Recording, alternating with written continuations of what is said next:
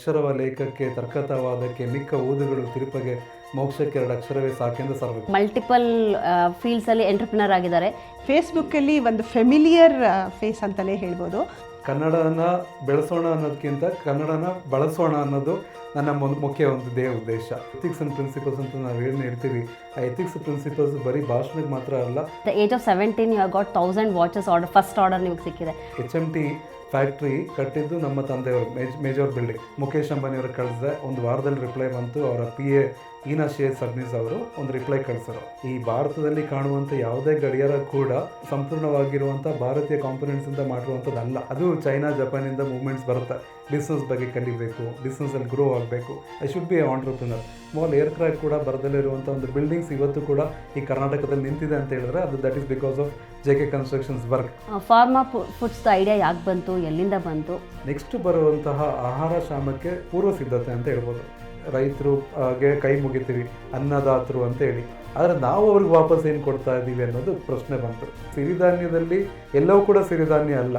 ಭಾಳ ಉತ್ಸುಕನಾಗಿ ಬಂಡವಾಳ ಎಲ್ಲ ಹಾಕಿ ಮಾಡಿದ್ಮೇಲೆ ಇದರಲ್ಲೂ ಕೂಡ ಕಲಬೆರಕೆ ಕಂಡು ಬಂತು. ನಾನೊಂದು ಸ್ಟಾರ್ಟಪ್ ಕಂಪ್ನಿ ಸ್ಟಾರ್ಟ್ ಮಾಡಬೇಕು, ನನಗೆ ಏನು ಮಾಡಬೇಕು ಏನೂ ಗೊತ್ತಿಲ್ಲ. What is your views? ಹೇಗೆ ಅದನ್ನು ಸ್ಟಾರ್ಟ್ ಮಾಡಬೇಕು, ಎಲ್ಲಿಂದ ಸ್ಟಾರ್ಟ್ ಮಾಡಬೇಕು, ಏನು ಮಾಡಬೇಕು? ನಾನು ಹೇಳ್ತೀನಿ, ಬಂಡವಾಳನೇ ಬೇಕಿಲ್ಲ, ನಮ್ಮ ಮಾತೇ ಬಂಡವಾಳ ಹಾಕ್ಬೋದು. ಬೇಕಾದ್ರೆ ಬೆರಿಬೇಕು ಜನರೊಟ್ಟಿಗೆ, ಸಮಾಜದಲ್ಲಿ ತಳಮಟ್ಟಕ್ಕೆ ಹೋಗಬೇಕು. GST ತಗೊಳಲ್ಲ, ಇನ್ಕಮ್ ಟ್ಯಾಕ್ಸ್ ಫೈಲ್ ಮಾಡಿರಲ್ಲ, ಬ್ರ್ಯಾಂಡ್ ರಿಜಿಸ್ಟರ್ ಮಾಡಿರಲ್ಲ, ಅದೆಲ್ಲ ಬಿಟ್ಬಿಟ್ಟು ಸೀದಾ ನಾನು ಬಿಸ್ನೆಸ್ ಮಾಡ್ತೀನಿ ಅಂತ ಹೇಳಿದಾಗ 3 ತಿಂಗಳಿಗೆ ನೋಟಿಸ್ ಬಂದ್ಬಿಡುತ್ತೆ. ಗಾಬರಿ ಆಗ್ತಾರೆ, ಲಾಸ್ಟ್ ಕ್ಲೋಸ್ ಮಾಡ್ಕೊಂಡು ಹೋಗ್ತಾರೆ. ಈಗ ಆ್ಯಸ್ ಎ ಎಂಟರ್ಪ್ರಿನರ್ ನೀವು ಇವಾಗಿನ ಯಂಗ್ ಜನ್ರೇಷನ್ಗೆ ಏನು ಅಡ್ವೈಸ್ ಮಾಡ್ತೀರಾ? Because where they want to go, how they want to do. Value addition ಮತ್ತು R&D any field, then you are the game changer, you are the game winner.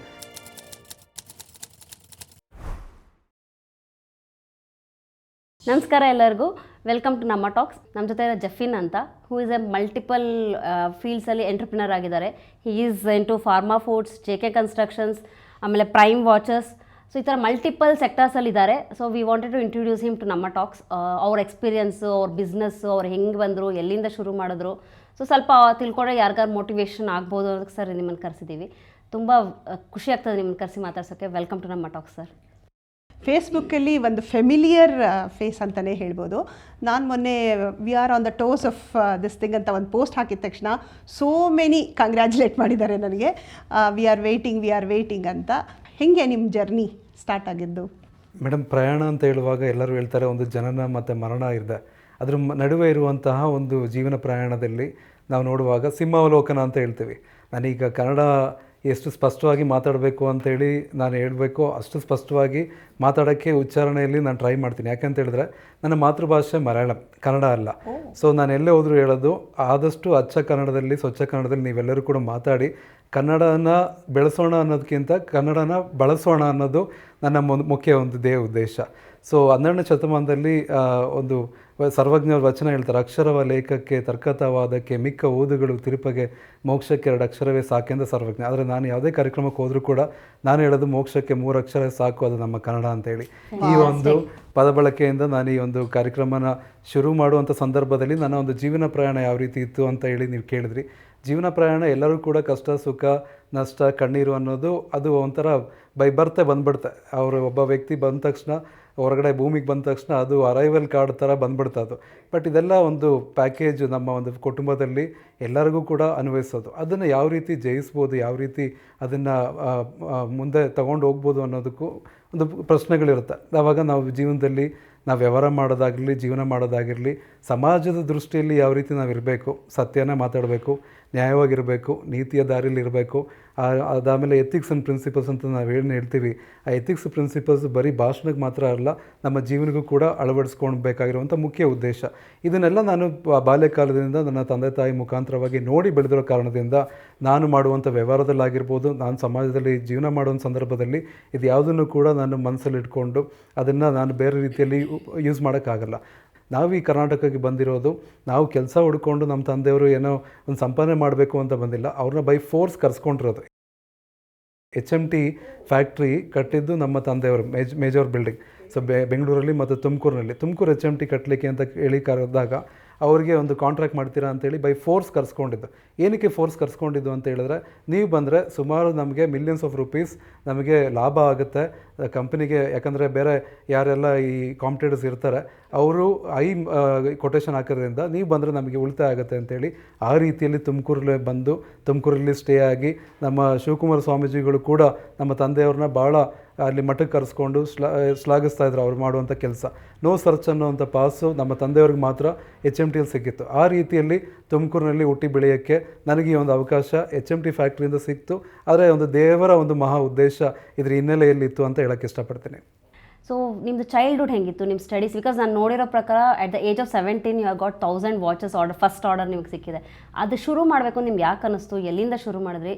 Business ಅಂತ ಯಾಕೆ ಬಂತು ಒಂಚೂರು? 17 ಅಲ್ಲ 13ನೇ ವಯಸ್ಸಲ್ಲಿ ನಾನು ಪ್ರಾರಂಭ ಮಾಡಿದೆ. ವ್ಯವಹಾರ ಯಾವ ರೀತಿ ಪ್ರಾರಂಭ ಮಾಡಿದ್ದು ಅಂತ ಹೇಳಿದ್ರೆ, 13ನೇ ವಯಸ್ಸಲ್ಲಿ 11ನೇ ವಯಸ್ಸಲ್ಲಿ ಕಂಪ್ಯೂಟರ್ ಕಲಿಯೋಕ್ಕೆ ಒಂದು ಅವಕಾಶ ಸಿಕ್ತು. ಕಂಪ್ಯೂಟರ್ ಬೇರೆ ನಮ್ಮ ಫ್ರೆಂಡ್ ಸರ್ಕಲೆಲ್ಲ ಈ ಗೇಮ್ಸ್ ಆಡೋದು, ಟೈಮ್ ಪಾಸ್ ಮಾಡಿದಾಗ ಕಂಪ್ಯೂಟ್ರಲ್ಲಿ ಏನು ವಿಭಿನ್ನವಾಗಿ ಮಾಡ್ಬೋದು, ಯಾವ ರೀತಿ ಒಂದು ಮೇಲ್ ಕಮ್ಯುನಿಕೇಷನ್ ಮಾಡ್ಬೋದು ಅಂತೇಳಿ 13ನೇ ವಯಸ್ಸಿಗೆ ನಾನು ಫಸ್ಟ್ ಇಮೇಲ್ ಡ್ರಾಫ್ಟ್ ಮಾಡಿರೋದೆ ನಮ್ಮ ರಿಲಯನ್ಸ್ ಕಂಪನಿಗೆ.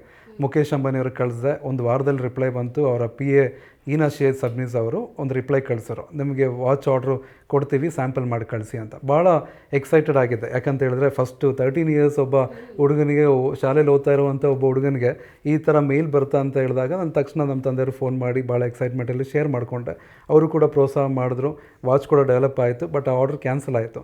ಆರ್ಡ್ರ್ ಕ್ಯಾನ್ಸಲ್ ಯಾಕಾಯಿತು ಅಂತ ಹೇಳಿದ್ರೆ, ಮುಖೇಶ್ ಅಂಬಾನಿಯವರ ಮತ್ತು ಅನಿಲ್ ಅಂಬಾನಿಯವರ ಕಂಪನಿ ಎರಡು ಸ್ಪ್ಲಿಟ್ ಆಗುವಂಥ ಸಂದರ್ಭದಲ್ಲಿ ನನ್ನ ಒಂದು ಆರ್ಡ್ರು ಕ್ಯಾನ್ಸಲ್ ಆಗುತ್ತೆ. ಸೊ ಆವಾಗ ಮನಸ್ಸಿಗೆ ಒಂಥರ ಬೇಜಾರು, ಈ ಥರ ಬಂತು, ಎಕ್ಸೈಟ್ಮೆಂಟಲ್ಲಿದ್ದೆ, ಏನೂ ಆಗಲಿಲ್ವಲ್ಲ ಅಂತ. ಆದರೆ ಬಿಡಲಿಲ್ಲ. ಅದು ನನ್ನ ಸ್ಟಡೀಸ್ ಒಟ್ಟಿಗೆ ನಾನು ಇದೇನಾದರೂ ಒಂದು ಬಿಸ್ನೆಸ್ಸಲ್ಲಿ ಅಚೀವ್ ಮಾಡಬೇಕು ಅಂತೇಳಿ ಸುಮಾರು 13 ವಯಸ್ಸಿಂದ 17 ವಯಸ್ಸಲ್ಲಿ ನಾನು ಆಗಲೇ ಮೆನ್ಷನ್ ಮಾಡಿರೋ ಪ್ರಕಾರವಾಗಿ ಈ ಒಂದು ವಾಚಿನ ಒಂದು ರಿಸರ್ಚಲ್ಲೇ ಸ್ಟಾರ್ಟ್ ಮಾಡಿದೆ. ಒಂದು ವಾಚ್ ಯಾವ ರೀತಿ ಮಾಡ್ತಾರೆ, ಹೆಂಗೆ ಮಾಡ್ತಾರೆ, ಅದ್ರ ಕಾಂಪೊನೆಂಟ್ಸ್ ಏನು, ಅದ್ರ ಸ್ಪೇರ್ ಪಾರ್ಟ್ಸ್ ಏನು ಬರುತ್ತೆ ಅಂತೇಳಿ ಹುಡುಕ್ತಾ ಹೋದಾಗ ಕೊನೆಗೆ 17ನೇ ವಯಸ್ಸಲ್ಲಿ ನನಗೆ ಗೊತ್ತಾಯಿತು 25 ರೂಪಾಯಿಗೂ ಕೂಡ ಒಂದು ವಾಚ್ ಮಾಡ್ಬೋದು ಅಂತೇಳಿ. ಆದರೆ ನಿಮಗೆ ಒಂದು ವಿಚಾರ ಹೇಳ್ತೀನಿ, ಈ ಭಾರತದಲ್ಲಿ ಕಾಣುವಂಥ ಯಾವುದೇ ಗಡಿಯಾರ ಕೂಡ ನಮ್ಮ HMT ಕೂಡ ಸಂಪೂರ್ಣವಾಗಿರುವಂಥ ಭಾರತೀಯ ಕಾಂಪೊನೆಂಟ್ಸಿಂದ ಮಾಡಿರುವಂಥದ್ದಲ್ಲ. ಅದು ಚೈನಾ, ಜಪಾನಿಂದ ಮೂವ್ಮೆಂಟ್ಸ್ ಬರುತ್ತೆ. ಇವತ್ತು ಕೂಡ ಭಾರತೀಯ ಮೂವ್ಮೆಂಟ್ಸ್ ಹಾಕ್ಕೊಂಡು ಯಾರೂ ವಾಚ್ ಮಾಡಲ್ಲ. ಆದರೆ ಒಂದು ಛಲ ಇತ್ತು, ಏನಾದರೂ ನಾವು ವಾಚಸಲ್ಲಿ ಮಾಡಬೇಕು, ಈ ಒಂದು ಪ್ರಾಡಕ್ಟು ಮಾಡಬೇಕು ಅಂತ. ಯಾಕೆ ಈ ವಾಚಸ್ ಬಗ್ಗೆ ಇಷ್ಟು ಗಮನ, ಇಷ್ಟು ಒಂದು ಫೋಕಸ್ಡ್ ಅಂತ ಹೇಳಿದ್ರೆ, ನಮ್ಮ ತಂದೆಯವ್ರಿಗೆ ಅವರು HMTಯಲ್ಲಿ ಆನೆಸ್ಟ್ ಕಾಂಟ್ರಾಕ್ಟ್ರು, ಅವ್ರು ಮೋಸ ಮಾಡಲ್ಲ, ವಂಚನೆ ಮಾಡಲ್ಲ. ಕಾಂಟ್ರಾಕ್ಟರ್ಸ್ ಅಂತ ಹೇಳ್ಬೋದು, ಸಿಮೆಂಟ್ ಕದೀತಾರೆ, ಕಬ್ಬಣ ಕದೀತಾರೆ, ಬಿಲ್ಲಲ್ಲಿ ಮೋಸ ಮಾಡ್ತಾರೆ ಅಂತ ಹೇಳ್ಬಿಟ್ಟು. ಆದರೆ ಅವ್ರಿಗೆ ಹೇಳಿದ್ರು HMT ಅವರು, ನೀವು ಇದೊಂದೇ ಬಿಸ್ನೆಸ್ ಇಟ್ಕೊಂಡು ನೀವು ಜೀವನ ಮಾಡೋಕ್ಕಾಗಲ್ಲ, ಮಕ್ಕಳಿಗೆ ನಾಳೆ ದಿವಸ ಇದೊಂದು ಹೆಲ್ಪ್ ಆಗುತ್ತೆ, ಅವ್ರಿಗೊಂದು ದಾರಿದೀಪ ಆಗುತ್ತೆ ಅಂತ ಹೇಳಿದ್ದು ಒಂದು ಮನಸ್ಸಲ್ಲಿತ್ತು. ಆವಾಗ ಹೌದು, ದಾರಿದೀಪ ಆಗುತ್ತಾ ಇಲ್ವಾ ಅಂತೇಳಿ ಒಂದು ಪ್ರಯತ್ನದಲ್ಲಿ ಶುರು ಮಾಡಿಕೊಂಡೆ. ಒಂದು ಕಡೆ ಶಾಲೆಯಲ್ಲಿ ವಿದ್ಯಾಭ್ಯಾಸ, ಇನ್ನೊಂದು ಕಡೆ ಫ್ರೀ ಟೈಮಲ್ಲಿ ನನಗೆ ಪ್ಲೇ ಟೈಮ್ ಅನ್ನೋದಿಲ್ಲ. ನನಗೆ ನಾನೇ ಆಯ್ಕೆ ಮಾಡಿಕೊಂಡಿರುವಂಥ ವಿಚಾರ, ಬಿಸ್ನೆಸ್ ಬಗ್ಗೆ ಕಲಿಬೇಕು, ಬಿಸ್ನೆಸ್ಸಲ್ಲಿ ಗ್ರೋ ಆಗಬೇಕು, I should be a entrepreneur. ಸ್ಕೂಲಲ್ಲಿರುವಂಥ ಸಂದರ್ಭದಲ್ಲಿ ಅಲ್ಲಿ ನೋಡುವಾಗ ಒಂದು ದಿವಸ ನಾನು ಕೂಡ ಒಂದು ಸ್ಕೂಲ್ ಶುರು ಮಾಡಬೇಕು ಅನ್ನೋಂಥ ಈ ಥರ ಎಲ್ಲ ಕ್ಯಾಲ್ಕುಲೇಷನ್ಸ್ ಮಾಡ್ಕೊಂಡಿದ್ದೆ. ಫಾರ್ ಎಕ್ಸಾಂಪಲ್, ನಾನು ಎಷ್ಟು ಫೀಸ್ ಕಟ್ತಾ ಇದ್ದೀನಿ, ಇಂಟು 100 ಜನ ಮಕ್ಕಳು ಬಂದರೆ ಎಷ್ಟು ಫೀಸ್ ಕಲೆಕ್ಟ್ ಮಾಡ್ತಾರೆ ಶಾಲೆಯವರು ಅಂತ, ಆ ರೀತಿಯಲ್ಲಿರುವಂಥ ಒಂದು ಕ್ಯಾಲ್ಕುಲೇಷನ್ಸ್ ಇದ್ದೆ. ಆದರೆ ದೇವರ ಒಂದು ಮಹಾ ಅನುಗ್ರಹ ಏನಂತ ಹೇಳಿದ್ರೆ, ವಾಚಲ್ಲಿ ಕೂಡ ಎಕ್ಸೆಲ್ ಆಗಲಿಕ್ಕೆ ಒಂದು ಅವಕಾಶ ಸಿಕ್ತು. ಅವತ್ತು ಅವ್ರು ಹೇಳಿದ್ರಲ್ಲ HMTಯಲ್ಲಿ ನಿಮ್ಮ ಮಕ್ಕಳ ಕಾಲಕ್ಕೆ ಅದು ಯೂಸ್ ಆಗುತ್ತೆ, ಅವರ ಒಂದು ಭವಿಷ್ಯ ರೂಪಿಸ್ಕೊಳಕ್ಕೆ ಇದು ಒಂದು ದಾರಿದೀಪ ಆಗುತ್ತೆ. ಯಾಕಂತ ಹೇಳಿದ್ರೆ, ನೀವು ಕನ್ಸ್ಟ್ರಕ್ಷನಲ್ಲಿ ಮೋಸ ಮಾಡಲ್ಲ, ಬಿಲ್ಲಲ್ಲಿ ನೀವು ಇದು ಮಾಡಲ್ಲ, ಅಂಡರ್ ಟೇಬಲ್ ಬಿಸ್ನೆಸ್ ಮಾಡಲ್ಲ, ಬ್ರೈಬ್ ಕೊಡಲ್ಲ, ಲಂಚ ಕೊಡಲ್ಲ. ಆದ ಕಾರಣದಿಂದ ಈ ಒಂದು ಉದ್ಯಮ ನೀವು ಮಾಡಿ ಅಂತ ಹೇಳಿರುವಂಥ ಒಂದು ವಾಯ್ಸು ಯಾವಾಗಲೂ ಕೂಡ ನನ್ನ ಮನಸ್ಸಲ್ಲಿ ರಿಸೌಂಡ್ ಆಗ್ತಾನೆ ಇತ್ತು, ಇಲ್ಲ ಮಾಡಬೇಕು ಅಂತ. ದುಬೈವರೆಗೂ ಕೂಡ ಈ ವಾಚಸ್ನ ಇಂಟ್ರೊಡ್ಯೂಸ್ ಮಾಡಿದಾಗ ಅವ್ರು ಕೇಳಿದ್ರು, ಮೇಡ್ ಇನ್ ಇಂಡಿಯಾ ಅನ್ನೋದು ನಾವು ತೊಗೊಳಲ್ಲ, ಮೇಡ್ ಇನ್ ಜಪಾನ್ ಇಲ್ಲ ಮೇಡ್ ಇನ್ ಚೈನಾ ಅಂತ. ಆವಾಗ ನಿಮ್ಮ ಆರ್ಡ್ರ್ ಬೇಡ, ನಿಮ್ಮ ಬಿಸ್ನೆಸ್ಸು ಬೇಡ ಅಂತೇಳಿ ಎರಡು ಕೈ ಮುಗಿದು ಅವತ್ತು ಮೇಡ್ ಇನ್ ಇಂಡಿಯಾ ಅಂತ ಹೇಳಿ ಮಾತ್ರ ಇದ್ರೆ ನಾವು ಕೊಡ್ತೀವಿ, ಇಲ್ಲ ಅಂತ ಹೇಳಿದ್ರೆ ಕೊಡಲ್ಲ. ಯಾಕೆ? ನಾನೊಬ್ಬ ಭಾರತೀಯ, ನನ್ನ ಒಂದು ಭಾರತದ ಗುರುತು ನನ್ನ ವಾಚಲ್ಲಿ ಇಲ್ಲ ಅಂತ ಹೇಳಿದ್ರೆ ನಾನು ಅವ್ರದ್ದು ಕೊಡುವಂಥ ದಿರಾಮ್ ಆಗಲಿ ಡಾಲರ್ಸ್ ಆಗಲಿ ನನಗೆ ಬೇಕಿಲ್ಲ. ಇವತ್ತು ಮೋದಿಯವರು, ನಮ್ಮ ಪ್ರಧಾನಮಂತ್ರಿಯವರು ಮೇಕ್ ಇನ್ ಇಂಡಿಯಾ ಅನ್ನೋ ಒಂದು ಕಾನ್ಸೆಪ್ಟಲ್ಲಿ ಇಂಟ್ರೊಡ್ಯೂಸ್ ಮಾಡಿದಾಗ ಅವತ್ತು ನಾವು ಮೇಡ್ ಇನ್ ಇಂಡಿಯಾ ಕಾನ್ಸೆಪ್ಟನ್ನ ಎತ್ತಿ ಹಿಡಿಯೋಕ್ಕೆ ಒಂದು ಅವಕಾಶ ಸಿಕ್ತು. ಆ್ಯಸ್ ಅನ್ ಆಂಟ್ರಪ್ರನರ್ ನಾನೊಂದು ಅಡಿಪಾಯ ಹಾಕಿದ್ದು ಏನಂತ ಹೇಳಿದ್ರೆ, ನನ್ನ ಒಂದು ಬಿಸ್ನೆಸ್ ಸ್ಕಿಲ್ಸ್ ಅದು ಇನ್ನೂ ಸ್ಪ್ರೆಡ್ ಆಗಬೇಕು, ಒಬ್ಬ ಮನುಷ್ಯ ಎಷ್ಟು ಬಿಸ್ನೆಸ್ ಮಾಡೋಕ್ಕಾಗತ್ತೆ ಅಂತ. ಅವರಿಗೆ ಮುಖೇಶ್ ಅಂಬಾನಿ ಅವರಿಗೆ ಮೇಲ್ ಕಳಿಸಿದಾಗ ನಾನೇನು ಹೇಳಿದೆ, ಟೈಟಾನ್ಗಿಂತ ಚೆನ್ನಾಗಿರುವಂಥ ಕ್ವಾಲಿಟಿ ಅಂತ ಹೇಳಿ ನಾನು ಇಂಟ್ರೊಡ್ಯೂಸ್ ಮಾಡಿದ್ದೆ. ಅವಾಗ ಟಾಟಾ ಮತ್ತು ರಿಲಯನ್ಸ್ ಆಪೋಸಿಟ್ ರೈವಲ್ ಕಂಪ್ನಿ ಥರ ಇತ್ತು ಆ ಒಂದು ಟೈಮಲ್ಲಿ. ಆವಾಗ ಟೈಟಾನ್ಗಿಂತ ಬೆಸ್ಟ್ ಕ್ವಾಲಿಟಿ ನಾನು ಕೊಡ್ತೀನಿ ಅಂತ ಹೇಳಿದಾಗ ಐ ಗಾಟ್ ಇಟ್. ಬಟ್ ಇವತ್ತು ಕೂಡ ಅದು ರಿಲಯನ್ಸಿಗೆ ಮಾಡೋಕ್ಕೆ ಆಗಲಿಲ್ಲ. ಬಟ್ ಮಿಲಿಯನ್ಸ್ ಆಫ್ ವಾಚಸ್ ನಾನು ಅಸೆಂಬಲ್ ಮಾಡಿ ಅನೇಕ ಕಾರ್ಪೊರೇಟ್ ಕಂಪನೀಸ್ಗೆ ಸಪ್ಲೈ ಮಾಡುವಂಥ ಒಂದು ಅವಕಾಶ ನನಗೆ ಸಿಕ್ತು. JK ಕನ್ಸ್ಟ್ರಕ್ಷನ್ ಹೇಗೆ ಹುಟ್ಕೊಳ್ತು? JK ಕನ್ಸ್ಟ್ರಕ್ಷನ್ಸ್ ನೋಡುವಾಗ ನಮ್ಮ ತಂದೆಯವರು ಶುರು ಮಾಡಿರುವಂಥ ಕಂಪನಿ ಇವತ್ತು 50 ವರ್ಷ ಕಂಪ್ಲೀಟ್ ಆಗಿದೆ. 1975ಇಂದ ಬಂದಿರುವಂತಹ ಈ ಒಂದು ಪ್ರಯಾಣದಲ್ಲಿ ಎಲ್ಲೂ ಕೂಡ ಯಾರೂ ಕೂಡ ಲಂಚ ಕೊಡಲಿಲ್ಲ, ಅಂಡರ್ ಟೇಬಲ್ ಬಿಸ್ನೆಸ್ ಮಾಡಿಲ್ಲ. ನಾವು ಯಾವುದೇ ಕೂಡ ಸರ್ಕಾರದ ಕೆಲಸ ಮಾಡೋಕ್ಕೆ ಹೋಗಲ್ಲ. ಯಾಕೆ ಅಂತ ಹೇಳಿದ್ರೆ ನಿಮಗೆ ಗೊತ್ತಿರೋವಂಥ ವಿಚಾರ ಆಗಲೇ ಹೇಳಿದ್ದು. ಆದರೆ ಬಿಲ್ಡಿಂಗ್ ಕನ್ಸ್ಟ್ರಕ್ಷನ್ ಅಂತ ಬಂದಾಗ ರೋಡ್ಸ್ ಆಗಿರ್ಬೋದು, ಇಂಡಸ್ಟ್ರೀಸ್ ಆಗಿರ್ಬೋದು, ಆ ರೀತಿಯಂಥ ಒಂದು ಪ್ರಾಜೆಕ್ಟ್ಸನ್ನು ನಾವು ಮಾಡಲಿಕ್ಕೆ ಸಾಧ್ಯವಾಯಿತು, ಇನ್ನೂ ಮಾಡ್ತಾ ಇದ್ದೀವಿ. ಬಟ್ ಒಂದು ವಿಚಾರ ಹೇಳ್ತೀನಿ, ಒಂದು ಸ್ಮಾಲ್ ಏರ್ ಕ್ರ್ಯಾಕ್ ಕೂಡ ಬರದಲ್ಲೇ ಇರುವಂಥ ಒಂದು ಬಿಲ್ಡಿಂಗ್ಸ್ ಇವತ್ತು ಕೂಡ ಈ ಕರ್ನಾಟಕದಲ್ಲಿ ನಿಂತಿದೆ ಅಂತ ಹೇಳಿದ್ರೆ ಅದು that is because of JK constructions work. ಇದರಲ್ಲಿ ಏನಿದೆ, ನೀವು ಸಿಮೆಂಟ್ ಹಾಕ್ತೀರಾ, ಕಬ್ಬಣ ಹಾಕ್ತೀರಾ, ಎಲ್ಲ ಹಾಕ್ತೀರಾ, ಆದರೆ ನಿಮ್ಮ ಹೃದಯನ ಇದಕ್ಕೆ ಕೊಟ್ಟಿದ್ದೀರಾ ಅಂತ ಹೇಳಿದಾಗ ಆ ಬಿಲ್ಡಿಂಗ್ ಆಟೋಮೆಟಿಕ್ಲಿ ಸಸ್ಟೈನ್ ಆಗುತ್ತೆ. ಒಂದು ಬಿಲ್ಡಿಂಗ್ ಲೈಫ್ ಬಂದ್ಬಿಟ್ಟು 50 ವರ್ಷ 100 ವರ್ಷ ಅಂತ ಹೇಳುವಾಗ ಆ ಒಂದು ವಿತೌಟ್ ಎನಿ ಮೇಜರ್ ಪ್ರಾಬ್ಲಮ್ ಅದು ಸಸ್ಟೈನ್ ಆಗಬೇಕು ಅನ್ನೋವಂಥ ಒಂದು ಗುರಿ ನಮ್ಮದಾಗಿದೆ. ಆದ ಕಾರಣದಿಂದ ಸ್ಪಷ್ಟವಾಗಿ ಹೇಳ್ತೀನಿ, ಎಲ್ಲ ಫೀಲ್ಡಲ್ಲೂ ಕೂಡ ಮೋಸ ಮಾಡೋರೇ ಇದ್ದಾರೆ ಅಂತ ಹೇಳಿ ನಾವು ನಂಬಾರ್ದು. ಎಲ್ಲ ಫೀಲ್ಡಲ್ಲೂ ಕೂಡ ಒಳ್ಳೆಯವರು ಇರ್ತಾರೆ, ನೀತಿವಂತರು ಇರ್ತಾರೆ, ನ್ಯಾಯವಾಗಿ ದುಡಿಯೋರು ಇರ್ತಾರೆ. ಕನ್ಸ್ಟ್ರಕ್ಷನಲ್ಲಿ ಕೂಡ ಲಾಭ ಇದೆ, ಆದರೆ ಅಧಿಕ ಲಾಭ ಅದು ಪಾಪ ಅಂತ ನಾನು ಹೇಳಕ್ಕೆ ಇಷ್ಟಪಡ್ತೀನಿ. ಅತಿ ಆಸೆ ಪಡದೆ ಯಾವುದೇ ಕೆಲಸ ಮಾಡಿದ್ರು ಲಾಂಗ್ ಟರ್ಮಲ್ಲಿ ಓಡುತ್ತೆ ಅನ್ನೋದು ನನ್ನ. ಜಾಸ್ತಿ ದಿನ ಸಸ್ಟೈನಬಲ್ ಆಗಿ ಇಟ್ಕೋಬೇಕು ಅಂದರೆ ಈ ಥರ ನೀವು ಹೇಳ್ದಂಗೆ ಅಂಡರ್ ಟೇಬಲ್ ಬಿಸ್ನೆಸ್ ಎಲ್ಲ ಮಾಡದೇ ಇದ್ರೆ ಖಂಡಿತ ಅದು ಆದ ಕಾರಣದಿಂದ ನನಗೆ ಸ್ಮಾರ್ಟ್ ಸಿಟಿಯಲ್ಲಿ ಕೂಡ ಒಂದು ಅಡ್ವೈಸರಿ ಫೋರಮ್ ಮೆಂಬರ್ ಆಗಿ ಒಂದು ಅವಕಾಶ ಸಿಕ್ತು.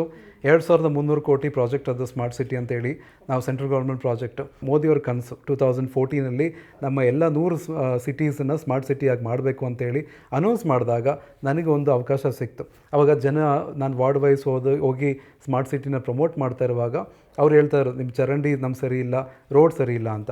ಆವಾಗ ಸಿಟಿ ಮುಂದೆ ಸ್ಮಾರ್ಟ್ ಅಂತ ಇದೆ. ನಾನು ಕೂಡ ಸ್ಮಾರ್ಟಾಗಿ ಯೋಚನೆ ಮಾಡಿದೆ. ನಮ್ಮ youngsters SIT college, SSIT college ತುಮಕೂರಿನಲ್ಲಿ ಹೆಸರಾಂತ ಕಾಲೇಜುಗಳಲ್ಲಿ ಅವರು ಯಂಗ್ಸ್ಟರ್ಸ್ನ ಅಪ್ರೋಚ್ ಮಾಡಿ ಈ ಒಂದು ಪ್ರಪೋಸಲ್ ಪ್ಲ್ಯಾನಿಗೆ ನೀವು ಇನ್ವಾಲ್ವ್ ಆಗಿ, ಪ್ರಪೋಸಲ್ ಪ್ಲ್ಯಾನ್ ಇದ್ದರೆ ಮಾತ್ರ ಸ್ಮಾರ್ಟ್ ಸಿಟಿ ಸ್ಯಾಂಕ್ಷನ್ ಆಗುವಂಥ ಒಂದು ಪ್ಯಾರಾಮೀಟರ್ ಇತ್ತು. ಆ ರೀತಿಯಲ್ಲಿ ಪ್ರಮೋಟ್ ಮಾಡಿದಾಗ ಫಸ್ಟ್ ಆ್ಯಂಡ್ ಥರ್ಡ್ ಪ್ರೈಸ್ ನಮ್ಮ ಹುಡುಗರಿಗೆ ಸಿಕ್ತು. ಆ ರೀತಿಯಲ್ಲಿ ಸುಮಾರು ಕಾಂಟ್ರಿಬ್ಯೂಷನ್ ನಮ್ಮ ಸಿಟಿಗೆ ಮಾಡಿದೆ. ಆದರೆ ಇವತ್ತು ಹೇಳ್ತೀನಿ, ಹೆಮ್ಮೆಯಾಗಿ ಹೇಳ್ತೀನಿ, ಒಂದು smart city Tumakuru smart city one of the top smart city ಆಗಿದೆ.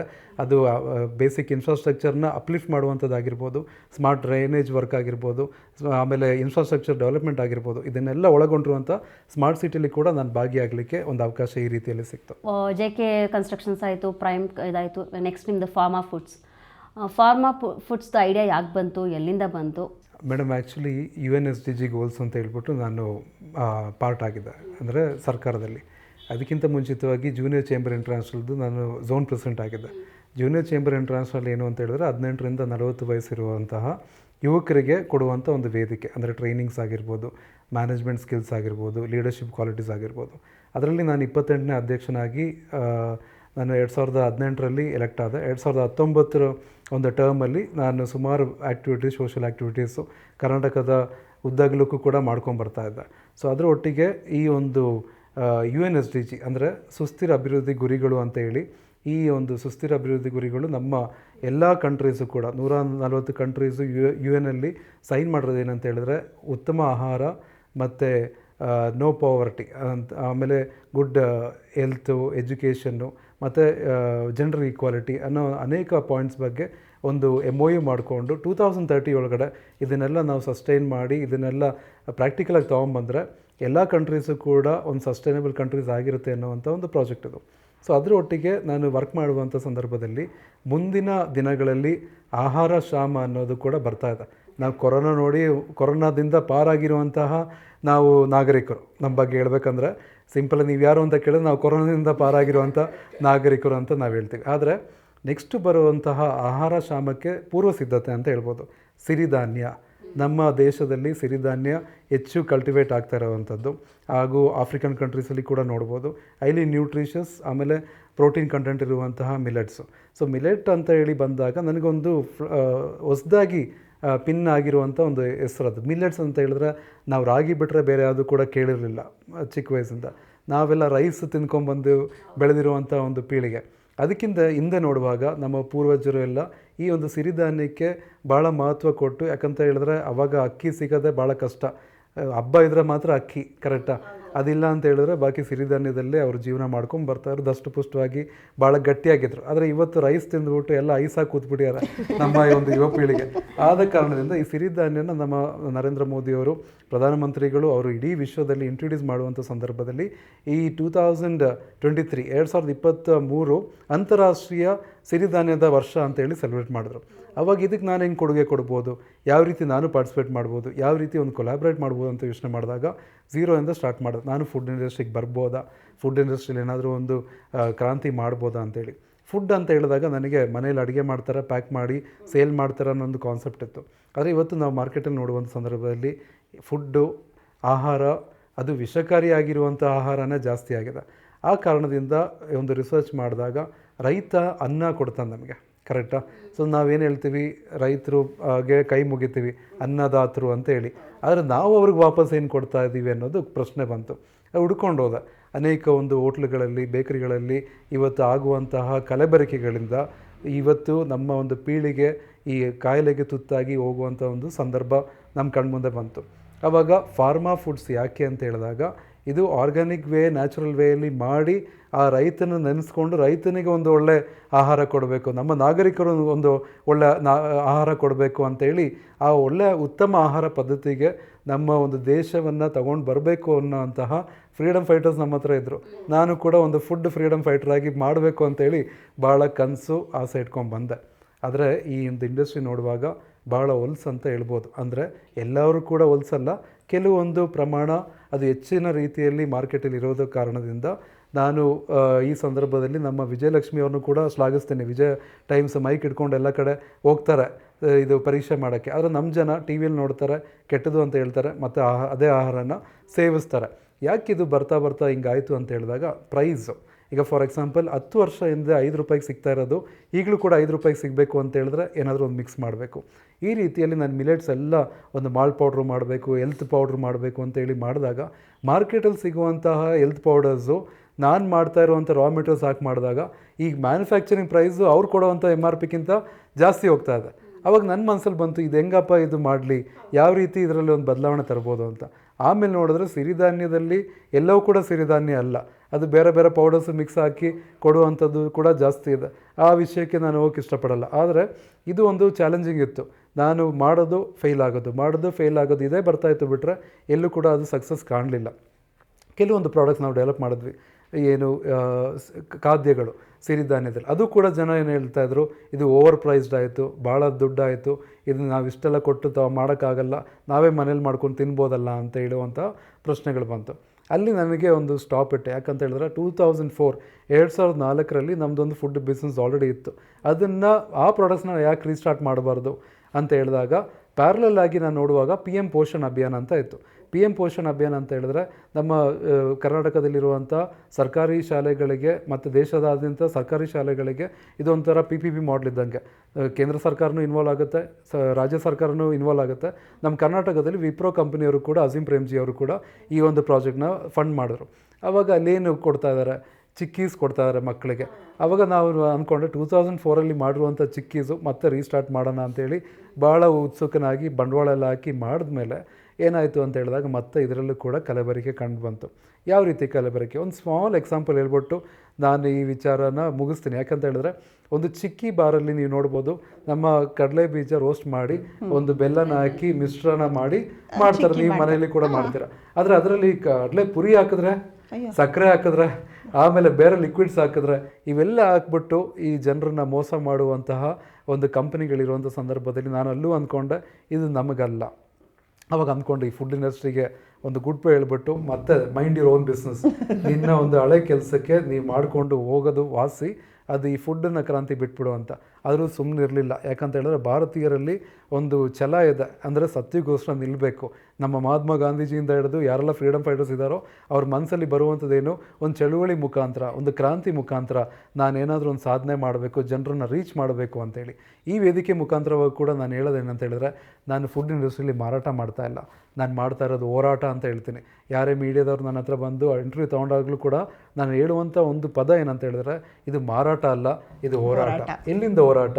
ನಮ್ಮ ಒಂದು ಸಿಸ್ಟಮಿನಿಂದ. ನಾವು ಮ್ಯಾನುಫ್ಯಾಕ್ಚರಿಂಗ್ ಯಾವ ರೀತಿ ಮಾಡ್ತೀವಿ, 100% ನಾನು ಹೇಳ್ತೀನಿ, ನನ್ನ ಪ್ರಾಡಕ್ಟ್ಸಲ್ಲಿ ಯಾವುದು ಕೂಡ ಅಡಿಟಿವ್ಸ್ ಇಲ್ಲ, ಪ್ರಿಸರ್ವೇಟಿವ್ಸ್ ಹಾಕಲ್ಲ, ಆ ರೀತಿ ಜಂಕಲ್ಲಿ ಯಾವುದು ಕೂಡ ನಾವು ಮಿಕ್ಸ್ ಮಾಡಿ ಮಾಡಲ್ಲ. ಆದರೆ ಮನಸ್ಸಾಕ್ಷಿಗೆ ವಿರೋಧವಾಗಿರುವಂಥ ಯಾವ ಕೆಲಸ ಕೂಡ ಈ ಫುಡ್ ಇಂಡಸ್ಟ್ರಿಯಲ್ಲಿ ಮಾಡ್ತಾ ಇಲ್ಲ ಅನ್ನೋದು ಭಾಳ ಒಂದು ಘಂಟಾಘೋಷವಾಗಿ ನಿಮ್ಮ ಮುಂದೆ ಇಡ್ತಾ ಇದ್ದೀನಿ. ಯಾಕಂತ ಹೇಳಿದ್ರೆ ಅದು ಮಾಡಿದ್ರೆ ನನ್ನ ವಿವೇಚನೆಗೆ, ಮನಸ್ಸಾಕ್ಷಿಗೆ ವಿರುದ್ಧ. ಝೀರೋಯಿಂದ ಸ್ಟಾರ್ಟ್ ಮಾಡಿ ಇವತ್ತು ಕರ್ನಾಟಕ ಆದ್ಯಂತ ಅನೇಕ ಕಡೆ ಇವತ್ತು ನಮ್ಮ ಪ್ರಾಡಕ್ಟು ಸೇಲ್ ಆಗ್ತಾ ಇದೆ. ಹೆಂಗೆ ಸೇಲ್ ಆಗ್ತಾ ಇದೆ? ಜನ ಬಂದು ಕೇಳ್ತಾರೆ. ನಾನು ಮೀಡಿಯಾ ಪಬ್ಲಿಸಿಟಿ ಕೊಟ್ಟಿಲ್ಲ, ನ್ಯೂಸ್ ಪೇಪರ್ ಅಡ್ವರ್ಟೈಸ್ಮೆಂಟ್ ಕೊಟ್ಟಿಲ್ಲ, ಯಾವುದೇ ಒಂದು ಕೂಡ ನೀವು ಬನ್ನಿ ತೊಗೊಳ್ಳಿ ಅಂತ ಮಾಡಿಲ್ಲ. ಅಂಗಡಿಗಳಲ್ಲಿ ನಾವು ಪ್ಲೇಸ್ ಮಾಡಿದ್ವಿ.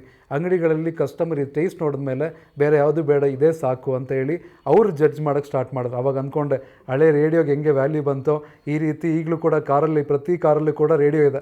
ಆ ರೀತಿಯಲ್ಲಿ ನನ್ನ ಒಂದು ಚಿಕ್ಕ ಒಂದು ಚಳುವಳಿಗೆ ಜನ ಸ್ಪಂದಿಸ್ತಾ ಇದ್ದಾರೆ. ಜನರು ಇವತ್ತು ಮೂಢರಲ್ಲ, ಜನರು ಇವತ್ತು ಜಾಣರಿದ್ದಾರೆ. ಈ ಕಾರಣದಿಂದ ಜನ ಬೆಂಬಲಿತವಾಗಿರುವಂತಹ ಒಂದು ಕಂಪನಿ ಫಾರ್ಮಾ ಫುಡ್ಸ್ ಅಂತ ಹೇಳಕ್ಕೆ ಇಷ್ಟಪಡ್ತೀನಿ. ಫಾರ್ಮಾ ಫುಡ್ಸ್ ಬಗ್ಗೆ ಇವಾಗ ಹೇಳಿದ್ರಿ, ಏನು ಮಾಡಿದ್ರಿ, ಹೆಂಗೆ ಮಾಡಿದ್ರಿ, ಅದ್ರ ಮುಂದಿನ ನೆಕ್ಸ್ಟ್ ಸ್ಟೆಪ್ ಏನು ಮಾಡಬೇಕು ಅಂದ್ಕೊಂಡಿದ್ದಾರೆ, ಏನು ನಿಮ್ದು ಉದ್ದೇಶ? ಮೇಡಮ್, ಈ ಫಾರ್ಮಾ ಫುಡ್ಸಲ್ಲಿ ನಾನು ನೋಡುವಾಗ, ನಾನು ಎಲ್ಲರೂ ಕೂಡ ಇಂಡಸ್ಟ್ರಿ ಮಾಡಿದಾಗ ನಾನು ಮಾತ್ರ ಬೆಳಿಬೇಕು, ನಾನು ಮಾತ್ರ ಚೆನ್ನಾಗಿರಬೇಕು ಅಂತ ಆಸೆ ಪಡ್ತಾರೆ. ಫಾರ್ಮಾ ಫುಡ್ಸಲ್ಲಿ ಹೆಂಗೆ ಅಂತ ಹೇಳಿದ್ರೆ, ನಾವು ಒಂದು ಒಳ್ಳೆ ಕಮ್ಯುನಿಟಿನ ಡೆವಲಪ್ ಮಾಡಬೇಕು. ಈ ಫಾರ್ಮಾ ಫುಡ್ಸಲ್ಲಿ ನಾನು ಪ್ರಾರಂಭ ಮಾಡಿದಾಗ ನಮ್ಮ ಸಮಿ ಲ್ಯಾಬ್ಸಲ್ಲಿ ಇರುವಂತಹ ಡಾಕ್ಟರ್ ಮಜೀದ್, ಇಡೀ ವಿಶ್ವಕ್ಕೆ ಫೇಮಸ್ ಆಗಿರುವಂಥ ವ್ಯಕ್ತಿಯವರು, ಅವರು ನನಗೆ ಫಸ್ಟ್ ಹೇಳಿದ್ರು, ನೀನು ಫುಡ್ ಇಂಡಸ್ಟ್ರಿ ಮಾಡೋಂಗಿದ್ರೆ ಇಟ್ ವಿಲ್ 100% ಕ್ಲಿಕ್ ಆಗುತ್ತೆ, ಜನ ಒಪ್ಕೊಬೇಕಷ್ಟೇ. ಆದರೆ ಒಳ್ಳೆಯವಂಥ ಒಂದು ಪ್ರಾಡಕ್ಟ್ಸ್ನ ಮಾಡಿ, ಫಾರ್ಮುಲೇಟ್ ಮಾಡಿ, ಆ ಪ್ರಾಡಕ್ಟ್ನ ಸ್ಟ್ಯಾಂಡರ್ಡೈಸ್ ಮಾಡಿ ಮಾರ್ಕೆಟಲ್ಲಿ ಲಾಂಚ್ ಮಾಡೋದಾದರೆ, ಅದನ್ನು ಮುಂದೆ ನೀವೇನಾದರೂ ವ್ಯಾಲ್ಯೂ ಅಡಿಷನ್ ಮಾಡಿ ಪೇಟೆಂಟ್ ಮಾಡುವುದಾದರೆ ಇಡೀ ವಿಶ್ವಕ್ಕೆ ಸಪ್ಲೈ ಮಾಡ್ಬೋದು ಅಂತೇಳಿ ಒಂದು ಇನಿಷಿಯಲ್ ಬೂಸ್ಟರ್ ಅವ್ರು ಕೊಟ್ಟರು. ಆ ವ್ಯಕ್ತಿ ಹತ್ರ ನಾವು ಕನ್ಸ್ಟ್ರಕ್ಷನ್ ಪ್ರಾಜೆಕ್ಟ್ಸ್ ಮಾಡ್ತಾಯಿದ್ವಿ. ಅವರು 500ಕ್ಕೂ ಹೆಚ್ಚು ಪೇಟೆಂಟ್ ಹೊಂದಿರುವಂಥ ವ್ಯಕ್ತಿ. ಯಾವುದ್ರ ಬಗ್ಗೆ ಪೇಟೆಂಟ್ ಅಂತ ಹೇಳಿದ್ರೆ, ಈ ಭಾರತೀಯ ಗಿಡಮೂಲಿಕೆಯನ್ನು ವಿಶ್ವದಲ್ಲಿ ಸಪ್ಲಿಮೆಂಟ್ ಆಗಿ ಇಂಟ್ರೊಡ್ಯೂಸ್ ಮಾಡಿರುವಂಥ ನಮ್ಮ ಕುರ್ಕುಮಿನ್ ಆಗಿರ್ಬೋದು, ಕುರ್ಕೋಸಿನ್ ಆಗಿರ್ಬೋದು, ಆ ರೀತಿ ಅನೇಕ ಪೇಟೆಂಟ್ಸ್ ಇರುವಂಥ ಒಂದು ವ್ಯಕ್ತಿ. ಕೋವಿಡ್ ಕಾಲದಲ್ಲಿ ಅವರು ಹೇಳಿದ್ರು, ಸೆಲೆನಿಯಂ ಬ್ಲಡ್ಡಲ್ಲಿ ಜಾಸ್ತಿ ಇದ್ದರೆ ಸಾಕು, ಯಾವ ವೈರಸ್ಸು ಕೂಡ ಆ ಥರ ಬರಲ್ಲ ಅಂತೇಳಿ. ಆ ರೀತಿ ಒಬ್ಬ ವ್ಯಕ್ತಿನ ಭೇಟಿಯಾಗಲಿಕ್ಕೆ ನಾನು ಅವಕಾಶ ಸಿಕ್ತು. ಅವರು ನನ್ನ ಈ ರೀತಿಯಲ್ಲಿ ಮೋಟಿವೇಟ್ ಮಾಡಿ ಗೈಡ್ ಮಾಡಿದ್ರು. ಆವಾಗ ಈ ಫಾರ್ಮಾ ಫುಡ್ಸ್ ಅಂತ ಹೇಳುವಾಗ ನಮ್ಮ ಒಂದು ಫುಡ್ ಕಮ್ಯುನಿಟಿ ನಾವು ಮಾಡೋಣ. ಅಂದರೆ ಫುಡ್ ಕಮ್ಯುನಿಟಿ ಯಾವ ರೀತಿ ಉತ್ತಮ ಆಹಾರನ ಸೇವನೆ ಮಾಡುವಂಥ ಒಂದು ಜನ. ಪ್ರಿವೆಂಟಿವ್ ಮೆಷರ್ಸ್, ಉತ್ತಮ ಆಹಾರ ಇದ್ದರೆ ಆಟೋಮೆಟಿಕ್ಕಾಗಿ ಕಾಯಿಲೆಗಳು ದೂರ ಆಗುತ್ತೆ. ಉತ್ತಮ ಆಹಾರ ಇಲ್ಲ ಅಂತ ಹೇಳಿದ್ರೆ ಹಾಸ್ಪಿಟ್ಲ್ಗಳಿಗೆ ಹೋಗಬೇಕಾಗಿರುವಂಥ ಅವಶ್ಯಕತೆ ಬರುತ್ತೆ. ಸೊ ಈ ಒಂದು ಕಮ್ಯುನಿಟಿಯಲ್ಲಿ ಏನಾಗುತ್ತೆ, ನಾವು ಒಂದು ಸೇಲ್ಸ್ ಮಾಡ್ತೀವಿ, ಮಾರ್ಕೆಟಿಂಗ್ ಮಾಡ್ತೀವಿ, ಹೊಸ ಹೊಸ ಪ್ರಾಡಕ್ಟ್ಸ್ ಲಾಂಚ್ ಮಾಡ್ತೀವಿ. ಅದರೊಟ್ಟಿಗೆ ಯಾರಾದರೂ ನಾನು ಕೂಡ ಫುಡ್ ಇಂಡಸ್ಟ್ರಿ ಮಾಡಬೇಕು, ಇದ್ರದ್ದು ವೇರ್ ಅಬೌಟ್ಸ್ ಏನು, ಆದರೆ ಯಾವ ರೀತಿ ಸ್ಟಾರ್ಟ್ ಮಾಡೋದು, ಹೆಂಗೆ ಮಾಡೋದು, ಯಾವ ರೀತಿ ತಯಾರು ಮಾಡೋದು, ಯಾವ ರೀತಿ ನಾನು ಮಾರ್ಕೆಟ್ ಗ್ರ್ಯಾಬ್ ಮಾಡಬೇಕು ಅಂತ ಹೇಳಿದ್ರೆ ನಾನು ಉಚಿತವಾಗಿ ಸುಮಾರು ಜನಕ್ಕೆ ನಾನು ಗೈಡ್ ಮಾಡಿದ್ದೀನಿ. ಇದೊಂದು ಅಳಿಲು ಸೇವೆ, ಇದ್ರ ಪ್ಯಾರಲಲ್ ಆಗಿ ಮಾಡ್ತಾ ಇರೋದು. ಇದರಲ್ಲಿ ಪ್ರತಿಫಲ ಅಪೇಕ್ಷೆ ಏನೂ ಇಲ್ಲ. ಅವರು ಉತ್ತಮವಾಗಿರುವಂಥ ಆಹಾರನ ಮಾರ್ಕೆಟಿಗೆ ಕೊಡಬೇಕು, ಅದರಿಂದ ಹೆಸರು ಕೀರ್ತಿ ಗಳಿಸಲಿ, ಅದರಿಂದ ಅವ್ರು ದುಡಿಲಿ, ಚೆನ್ನಾಗಿರಲಿ, ಒಂದು 10 ಜನಕ್ಕೆ ಅವರು ಕೂಡ ಹೆಲ್ಪ್ ಮಾಡಲಿ ಅಂತೇಳಿ. ಆದರೆ ಕಲಿತು ಮಾಡೋದು ಒಳ್ಳೆಯದು. ಯಾವುದೇ ವಿಷಯ ಆಗಿರ್ಬೋದು, ನಾನು ಅದರದ್ದು ಡೆಪ್ತಾಗಿ ಹೋಗಿ ಕಲಿತು, every day is A learning day. ಕರೆಕ್ಟಾಗಿ ಮನುಷ್ಯ ಒಂದು ಸಲ ಹುಟ್ಟಿದ ಮೇಲೆ ಪ್ರತಿನಿತ್ಯ ಕೂಡ, ಪ್ರತಿ ಗಳಿಗೆ ಕೂಡ ಒಂದು ಕಲಿಕೆ ಇದ್ದೇ ಇರುತ್ತೆ. ನಾನು ಕೂಡ ಇಲ್ಲಿ ನಿಮ್ಮನ್ನು ಭೇಟಿಯಾದಾಗ ನನ್ನಲ್ಲಿ ಕೂಡ ಕಲಿಯುವಂಥ ಅನೇಕ ವಿಚಾರಗಳಿದೆ. ಈ ಸ್ಟುಡಿಯೋ ಸೆಟಪ್ ನೋಡಿದಾಗ, ಇಷ್ಟೆಲ್ಲ ಟೆಕ್ನಿಷಿಯನ್ಸ್ ನೋಡಿದಾಗ ನಾವು ಕೂಡ ಕಲಿಯುವಂಥದ್ದು ತುಂಬ ಇದೆ. ಕಲಿತು ಮಾಡೋದಾದರೆ ಯಶಸ್ಸಾಗುತ್ತೆ. ಅದಕ್ಕೆ ನಿಮಗೆ ಬಂಡವಾಳ ಬೇಡ, ನಿಮಗೆ ಯಾವುದೇ ಥರದ ಬ್ಯಾಕ್ಗ್ರೌಂಡ್ ಬೇಕಾಗಿಲ್ಲ. ಆದರೆ ಆಸಕ್ತಿ ಇರಬೇಕು, ಒಂದು ಮನಸ್ಥೈರ್ಯ ಇರಬೇಕು, ನಾನು ಮಾಡಬೇಕು ಅನ್ನೋ ಛಲ ಇರಬೇಕು, ಆಮೇಲೆ ಕಲಿಬೇಕು ಮತ್ತು ಬೆಳಿಬೇಕು. ಈ ಒಂದು ಫಾರ್ಮುಲಾ ಅಷ್ಟೇ. ಆವಾಗ ಈ ಇವತ್ತು ಕರ್ನಾಟಕದಲ್ಲಿ ಬೆಳೆಯುವಂತಹ ಈ ಒಂದು ಫಾರ್ಮಾ ಫುಡ್ಸ್ ನಾಳೆ ಭಾರತದಲ್ಲಿ ಮತ್ತು ವಿಶ್ವದಲ್ಲಿ ಪ್ರಖ್ಯಾತಿ ಆಗಬೇಕು ಅನ್ನೋ ನನ್ನ ಒಂದು ಆಸೆ, ನನ್ನೊಂದು ಕನಸು, ನನ್ನೊಂದು ಕನಸಿನ ಕೂಸು ಅಂತ ಹೇಳ್ತೀನಿ. ಸ್ಕೈ ಇಸ್ ಅ ಲಿಮಿಟ್ ಅಂತ ಹೇಳ್ತಾರೆ. ನನ್ನ ಸ್ಕೈನೂ ಕೂಡ ಲಿಮಿಟ್ ಅಲ್ಲ, ಅದನ್ನು ದಾಟಿ ಹೋಗುವಂಥ ಸಾಮರ್ಥ್ಯ ಇರಬೇಕು. 9ರಿಂದ 5, 9ರಿಂದ 6 ಗಂಟೆವರೆಗೂ ಕೆಲಸ ಮಾಡಿ ನೀನು ರೆಸ್ಟ್ ಮಾಡು ಅನ್ನೋ ಒಂದು ಫಾರ್ಮುಲಾದಲ್ಲಿ ನಾನು ಕೂತಿಲ್ಲ.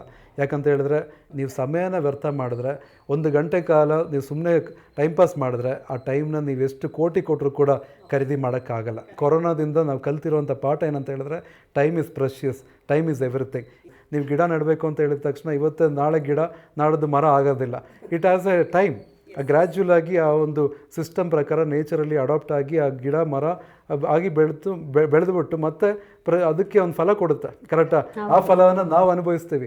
ಆ ರೀತಿಯಲ್ಲಿ ಒಂದು ಕಂಪನಿ ಶುರು ಮಾಡಬೇಕು, ಒಂದು ಉದ್ಯಮ ಶುರು ಮಾಡಬೇಕು ಅಂತ ಹೇಳಿದಾಗ ಅವನು 9ರಿಂದ ಮಲಗೋವರೆಗೂ ಅವ್ನು ಕೆಲಸ ಮಾಡಬೇಕು ಅಂತ ಹೇಳುವಂಥ ವ್ಯಕ್ತಿ. ಹಂಗ ಅಂತ ಹೇಳ್ಬಿಟ್ಟು ಜಾಸ್ತಿ ಸ್ಟ್ರೆಸ್ ಮಾಡ್ಕೊಳಕ್ಕೆ ಹೋಗ್ಬೇಡಿ ಅಂತ ಅಲ್ಲ, ಆದರೆ ಕನಸು ಇರಬೇಕು, ಕನಸು ಕಾಣ್ತಾ ಇರಬೇಕು, ಕನಸಿನ ಹಿಂದೆ ಪ್ರಯಾಣ ಮಾಡಬೇಕು. ನಮ್ಮ ರಾಷ್ಟ್ರಪತಿಗಳಾಗಿರುವಂಥ ಅಬ್ದುಲ್ ಕಲಾಂ ಅವರು ಅದಕ್ಕೆ ಹೇಳೋದು ಏನಂತ ಹೇಳಿದ್ರೆ, ಯು ಡ್ರೀಮ್ ಹೈ, ಕರೆಕ್ಟಾ? ಕನಸನ್ನು ಕಾಣಿ, ಬಟ್ ಕನಸು ಕಂಡ್ಕೊಂಡು ಲಾಸ್ಟ್ ನಿದ್ದೆ ಮಾಡಿದ್ರೆ. ಅವ್ರು ಹೇಳಿದ್ರು, ಇದು ಮೊನ್ನೆ ಒಂದು ಕಡೆ ಸ್ಪೀಚ್ ಕೊಟ್ಟಾಗ ಒಬ್ಬ ಯವನಸ್ಥ ಕೇಳ್ದ, ಸರ್ ಹೇಳಿ ಎದ್ದೇಳಿ ಪ್ರಕಾಶಿಸಿ ಅಂತೇಳಿ ಸ್ವಾಮಿ ವಿವೇಕಾನಂದ ಅವರು ಹೇಳಿದ್ರು, ಆದರೆ ಎಷ್ಟೊತ್ತಿಗೆ ಹೇಳಬೇಕು ಅಂತ ಹೇಳಿಲ್ಲ ಅಂತ. ಈ ರೀತಿಯಲ್ಲಿ ಇರುವಂಥ ಯುವ ಪೀಳಿಗೆಗೆ ನಾನು ಹೇಳೋದು ಏನಂತ ಹೇಳಿದ್ರೆ, ನೀವು ಟೈಮ್ ವೇಸ್ಟ್ ಮಾಡಿ ಮುಟ್ಟಾಳರಾಗೋಕ್ಕಿಂತ ಈ ಇರೋ ಟೈಮಲ್ಲಿ ಸದ್ಬಳಕೆ ಮಾಡಿಕೊಂಡು ನಾವೇನಾದರೂ ಗಳಿಸೋದಾದರೆ ಯು ಕ್ಯಾನ್ ಬಿಕಮ್ ನಂಬರ್ 1. ನೀವಿರುವಂಥ ಪ್ರೊಫೆಷನ್ ಅಂದರೆ ನಾವು ಗೊತ್ತು, ಕಸ ಗುಡಿಸೋರು ಕೂಡ ಬೆಸ್ಟ್ ಕಸ ಗುಡಿಸೋರು ಯಾವಾಗ ಆಗ್ತಾರೆ? ತನ್ನ ಕೆಲಸವನ್ನು ಪ್ರೀತಿ ಮಾಡಬೇಕು, ಕರೆಕ್ಟಾ? ಎಲ್ಲಿಂದ ಪ್ರೀತಿ ಮಾಡಬೇಕು? ಹೃದಯದಿಂದ ಪ್ರೀತಿ ಮಾಡಬೇಕು. ಹೃದಯದಿಂದ ಪ್ರೀತಿ ಮಾಡಿದ್ಮೇಲೆ ನಮ್ಮ ಆಲೋಚನೆಗೆ ಬಿಡಬೇಕು ಆ ವಿಚಾರವನ್ನು, ಯಾವ ರೀತಿ ನಾನು ಮುಂದೆ ಸ್ಟೆಪ್ ತೊಗೊಬೇಕು, ಯಾವ ರೀತಿ ನಾನು ಎಕ್ಸ್ಪೀರಿಯನ್ಸ್ ಪಡ್ಕೊಬೇಕು ಅಂತೇಳಿ. ಆ ರೀತಿಯಲ್ಲಿ ಮುಂದಕ್ಕೆ ಸಾಗುವುದಾದರೆ 100% ಇದೆ. ನಾನು ಹೇಳೋದು, ಹೆಣ್ಮಕ್ಳು ಸುಮಾರು ಜನ ಆಂಟ್ರಪ್ರನರ್ಸ್ ಆಗಲಿಕ್ಕೆ ಅಡೆತಡೆಗಳಿದೆ. ಯಾಕಂದ್ರೆ ನೀವು ಇಬ್ಬರು ಕೂಡ ಆ ಒಂದು ಸಿಸ್ಟಮಲ್ಲಿ ಇರೋದ್ರಿಂದ ನಾನು ಹೇಳ್ತಾ ಇದ್ದೀನಿ, ನೀವು ಈ ಸೀಟಿಗೆ ಬರಬೇಕು ಅಂತ ಹೇಳಿದ್ರೆ ನೀವು ಎಷ್ಟೋ ಪ್ರೆಷರ್ನ ದಾಟಿ ಬಂದಿದ್ದೀರ, ಸುಮ್ಮನೆ ಬಂದಿಲ್ಲ. ನಾವೊಬ್ಬ ಇದು ಈ ಫೀಲ್ಡಲ್ಲಿ ಇದ್ದೀವಿ ಅಂತ ಹೇಳಿದಾಗ ನಮಗೂ ಕೂಡ ಪ್ರೆಷರ್ಸ್ ಬಂದೇ ಬರುತ್ತೆ. ಫಸ್ಟ್ ನಮ್ಮ ಮನೇಲಿ ಕೇಳ್ತಾರೆ, ಇದಾಗುತ್ತಾ, ಇದು ಬೇಕಾ, ಇದು ಬೇಡವಾ? ಬೇಡ ಅನ್ನೋದೇ ಜಾಸ್ತಿ ಆಗಿರುತ್ತೆ. ಆದರೆ ನನಗೆ 100% ಫ್ಯಾಮಿಲಿ ಬ್ಯಾಕ್ಗ್ರೌಂಡಲ್ಲಿ ತಂದೆ ತಾಯಿ ಅವರೊಂದು ಸ್ಫೂರ್ತಿಯಾಗಿದ್ದಾರೆ. ಅವರು ಒಂದು ಎಥಿಕಲ್ ಬಿಸ್ನೆಸ್ಸಲ್ಲಿ, ಎಥಿಕಲ್ ಲೈಫಲ್ಲಿ ಇರೋ ಕಾರಣದಿಂದ ಈ ರೀತಿಯಲ್ಲಿ ನಾವು ಕೂಡ ಬರಲಿಕ್ಕೆ ಆಯಿತು. ನಾನು ಹೇಳುವಂಥ ವಿಚಾರ ಏನಂತ ಹೇಳಿದ್ರೆ, ನಮ್ಮ ಭಾರತದಲ್ಲಿ ಇಷ್ಟು ಜನಸಂಖ್ಯೆ ಇರುವಂಥ ಒಂದು ದೇಶ ಚೈನಾ ನೋಡಿ, ಏನಂತ ಹೇಳಿದ್ರೆ ಒಂದೊಂದು ಮನೇಲಿ ಕೂಡ ಒಂದೊಂದು ಫ್ಯಾಕ್ಟ್ರಿ, ಒಂದೊಂದು ಮನೇಲಿ ಕೂಡ ಒಂದೊಂದು ಬಿಸ್ನೆಸ್. ಆದರೆ ನಾವೇನು ಮಾಡ್ತಾ ಇದ್ದೀವಿ, ಈ ಫ್ರೀ ಅಕ್ಕಿ ತೊಗೊಂಡು, ಫ್ರೀ ಅಕ್ಕಿ ಕೊಡೋದು ತಪ್ಪಂತ ಹೇಳ್ತಾ ಇಲ್ಲ, ಆದರೆ ಫ್ರೀ ಅಕ್ಕಿ ತೊಗೊಂಡು ನಾವು ದೇಹನ ಜಾಸ್ತಿ ಮಾಡಿಕೊಂಡು ಕೆಲಸ ಮಾಡ್ದಲೇ ದುಡಿದಲೇ ಇರುವುದಾದರೆ ಅದು ಘೋರವಾಗಿರುವಂಥ ಪಾಪ ಅಂತ ಹೇಳ್ತೀನಿ. ಯಾಕಂತ ಹೇಳಿದ್ರೆ ಬಸ್ಸು ಕೊಟ್ಬಿಟ್ಟಿದಾರಲ್ಲ ಸರ್, ಇರಲಿ ಫ್ರೀ ಪ್ರಯಾಣ ಮಾಡ್ಕೊಂಬರ್ಲಿ, ಆದರೆ ಪ್ರಯಾಣನ ಸದ್ಬಳಕೆ ಮಾಡ್ಕೊಳ್ಳಿ. ಬೇರೆ ಬೇರೆ ಊರಿಗೆ ಹೋಗ್ಬಿಟ್ಟು ವ್ಯವಹಾರಗಳನ್ನ ಮಾಡಿ. ನಿಮ್ಮ ತುಮಕೂರಿನಲ್ಲಿ ಏನು ಫೇಮಸ್ ಇದೆ, ಬೆಂಗಳೂರು ಹೋಗಿ ಮಾರಾಟ ಮಾಡಿ. ಬೆಂಗಳೂರಲ್ಲಿ ಏನು ಫೇಮಸ್ ಇದೆ, ಶಿವಮೊಗ್ಗಕ್ಕೆ ಹೋಗಿ ಮಾರಾಟ ಮಾಡಿ. ನಿಮ್ಮಲ್ಲೇ ಇದೆ. ಯೂಸ್ ಯುವರ್ ಟೈಮ್ ಮತ್ತು ಯೂಸ್ ಯುವರ್ ಬ್ರೈನ್ ಆಲ್ಸೋ. ಯಾಕಂತ ಹೇಳಿದ್ರೆ ನಾನು ಇವತ್ತು ಒಂದು ಕರೆ ಕೊಡ್ತೀನಿ, ಏನು ಕೆಲಸಗಾರರು ಬೇಕಾಗಿದ್ದಾರೆ ವಾಂಟೆಡ್ ಅಂತ ಹೇಳಿ. ಬಟ್ ವಾಂಟೆಡ್ ಅಂತ ಹೇಳಿ ಇಂಟರ್ವ್ಯೂಗೆ ಕರೆಯುವಾಗ ನಾನು ನೋಡ್ತೀನಿ, ಅವರಿಗೆ ಸ್ಕಿಲ್ಸು ಮತ್ತು ಸ್ಟಡೀಸ್ ಏನೂ ಅಲ್ಲ, ಅವ್ರಿಗೆ ಒಳ್ಳೆ ಬ್ರೈನ್ ಇದೆಯಾ ಅಂತ ಯೋಚನೆ ಮಾಡೋ ಕೆಪಾಸಿಟಿ ಅವ್ರಿಗಿದೆಯಾ, ವಿಷನ್ ಓರಿಯೆಂಟೆಡ್ ಆಗಿರ್ತಾರೆ. ಅವ್ರನ್ನ ನಾನು ತಗೊಂಡು ನನ್ನ ಬೋಟ್ ಒಳಗಡೆ ಅಂದರೆ ನನ್ನ ಕಂಪನಿಯಲ್ಲಿ ಹಾಕಿದ್ರೆ ನನ್ನ ವಿಷನ್ ಅವರು ಮ್ಯಾಚ್ ಆಗುತ್ತಾ ಅನ್ನೋದು ನೋಡ್ತೀವಿ. ಇಲ್ಲ ಅಂತ ಹೇಳಿದ್ರೆ ದಯವಿಟ್ಟು ಗೇಟ್ ಪಾಸ್ ತೊಗೊಂಡು ಹೋಗಿ ಅಂತ ಹೇಳ್ತೀನಿ. ಅಂಥ ಒಂದು 5 ಜನ ಇದ್ಬಿಟ್ರೆ ನಾನು ಕೂಡ ಆ ಒಂದು ದೋಣಿಯಲ್ಲಿ ಮುಳುಗಬೇಕಾಗತ್ತೆ. ಅದು ನಾನು ಹೇಳೋಕ್ಕೆ ಇಷ್ಟಪಡೋದು. ಸೊ ಆದ ಕಾರಣದಿಂದ ನಾನು ಈ ಒಂದು ಫಾರ್ಮಾ ಫುಡ್ಸ್ ಎಲ್ಲಿವರೆಗೂ ಹೋಗುತ್ತೋ ಗೊತ್ತಿಲ್ಲ, ಆದರೆ ಹೇಳ್ತೀನಿ, ಅಡಿಪಾಯ ಭಾಳ ಕಣ್ಣೀರಿದೆ, ಭಾಳ ಕಷ್ಟ ಇದೆ, ಭಾಳ ನಷ್ಟ ಇದೆ, ಭಾಳ ಅವಮಾನ ಇದೆ. ಭಾಳ ಜನಕ್ಕೆ ಒಂದು ಗುರಿ ಮಾಡಿ ಟಾರ್ಗೆಟ್ ಮಾಡಿ ಶೂಟ್ ಮಾಡೋ ಥರ ನಿಂತಿರ್ತಾರೆ. ಆದರೆ ನಾನು ಯಾವುದೂ ಕೂಡ ತಲೆ ಕೆಡಿಸ್ಕೊಳ್ದಲ್ಲ. ಸ್ಕೈ ಈಸ್ ದ ಲಿಮಿಟ್ ಅಂತ ನೀವು ಹೇಳ್ತೀರ, ಬಟ್ ನನಗೊಬ್ಬ ಪ್ರೊಟೆಕ್ಟರ್ ಇದ್ದಾರೆ, ನನ್ನ ದೈವ, ನನ್ನ ಮ್ಯಾನುಫ್ಯಾಕ್ಚರ್ ಮಾಡಿರುವಂಥ ದೇವರು ನನ್ನ ಕೈ ಬಿಡಲ್ಲ, ನನ್ನ ಜೊತೆ ಇದ್ದಾರೆ. ಅವ್ರು ಕೊಟ್ಟಿರುವಂಥ ವ್ಯವಹಾರ ಅಂತ ನಾನು ಹೇಳೋಕ್ಕೆ ಇಷ್ಟಪಡ್ತೀನಿ. ಅವ್ರು ನನ್ನ ಶರೀರದ ಒಳಗಡೆ ಉಸಿರಿಟ್ಟಿದ ಮೇಲೆ ಬಾಕಿ ಎಲ್ಲವೂ ಕೂಡ ಆ ದೇವ್ರಿಗೆ ಗೊತ್ತು. ಬಟ್ ಭಗವಂತ ಕೇಳ್ತಾನೆ ನಿಮ್ಮ ಹತ್ರ, ನೋಡಿ ಕಷ್ಟಪಡ್ತಾ ಇದ್ದೀರಾ, ನೀವು ನಿಯತ್ತಾಗಿ ಮಾಡ್ತಿದ್ದೀರಾ, ನಾನು ಪ್ರತಿಫಲ ಕೊಡ್ತೀನಿ ಅಂತ ಹೇಳುವಾಗ ನೀವು ದೇವರೊಟ್ಟಿಗೂ ಕೂಡ ಬಿಸ್ನೆಸ್ ಮಾಡೋಕ್ಕೆ ಹೋಗ್ಬಾರ್ದು. ಅಂದರೆ 1 ಕೋಟಿ ಕೊಟ್ಟರೆ ದೇವರು 10 ಕೋಟಿ ಕೊಡ್ತಾನೆ ಅಂತ ಹೇಳಿ ನಂಬಿಕೆಯಲ್ಲಿದ್ದರೆ ಅದು ಮೂಢನಂಬಿಕೆ ಅಂತ ಹೇಳ್ತೀನಿ.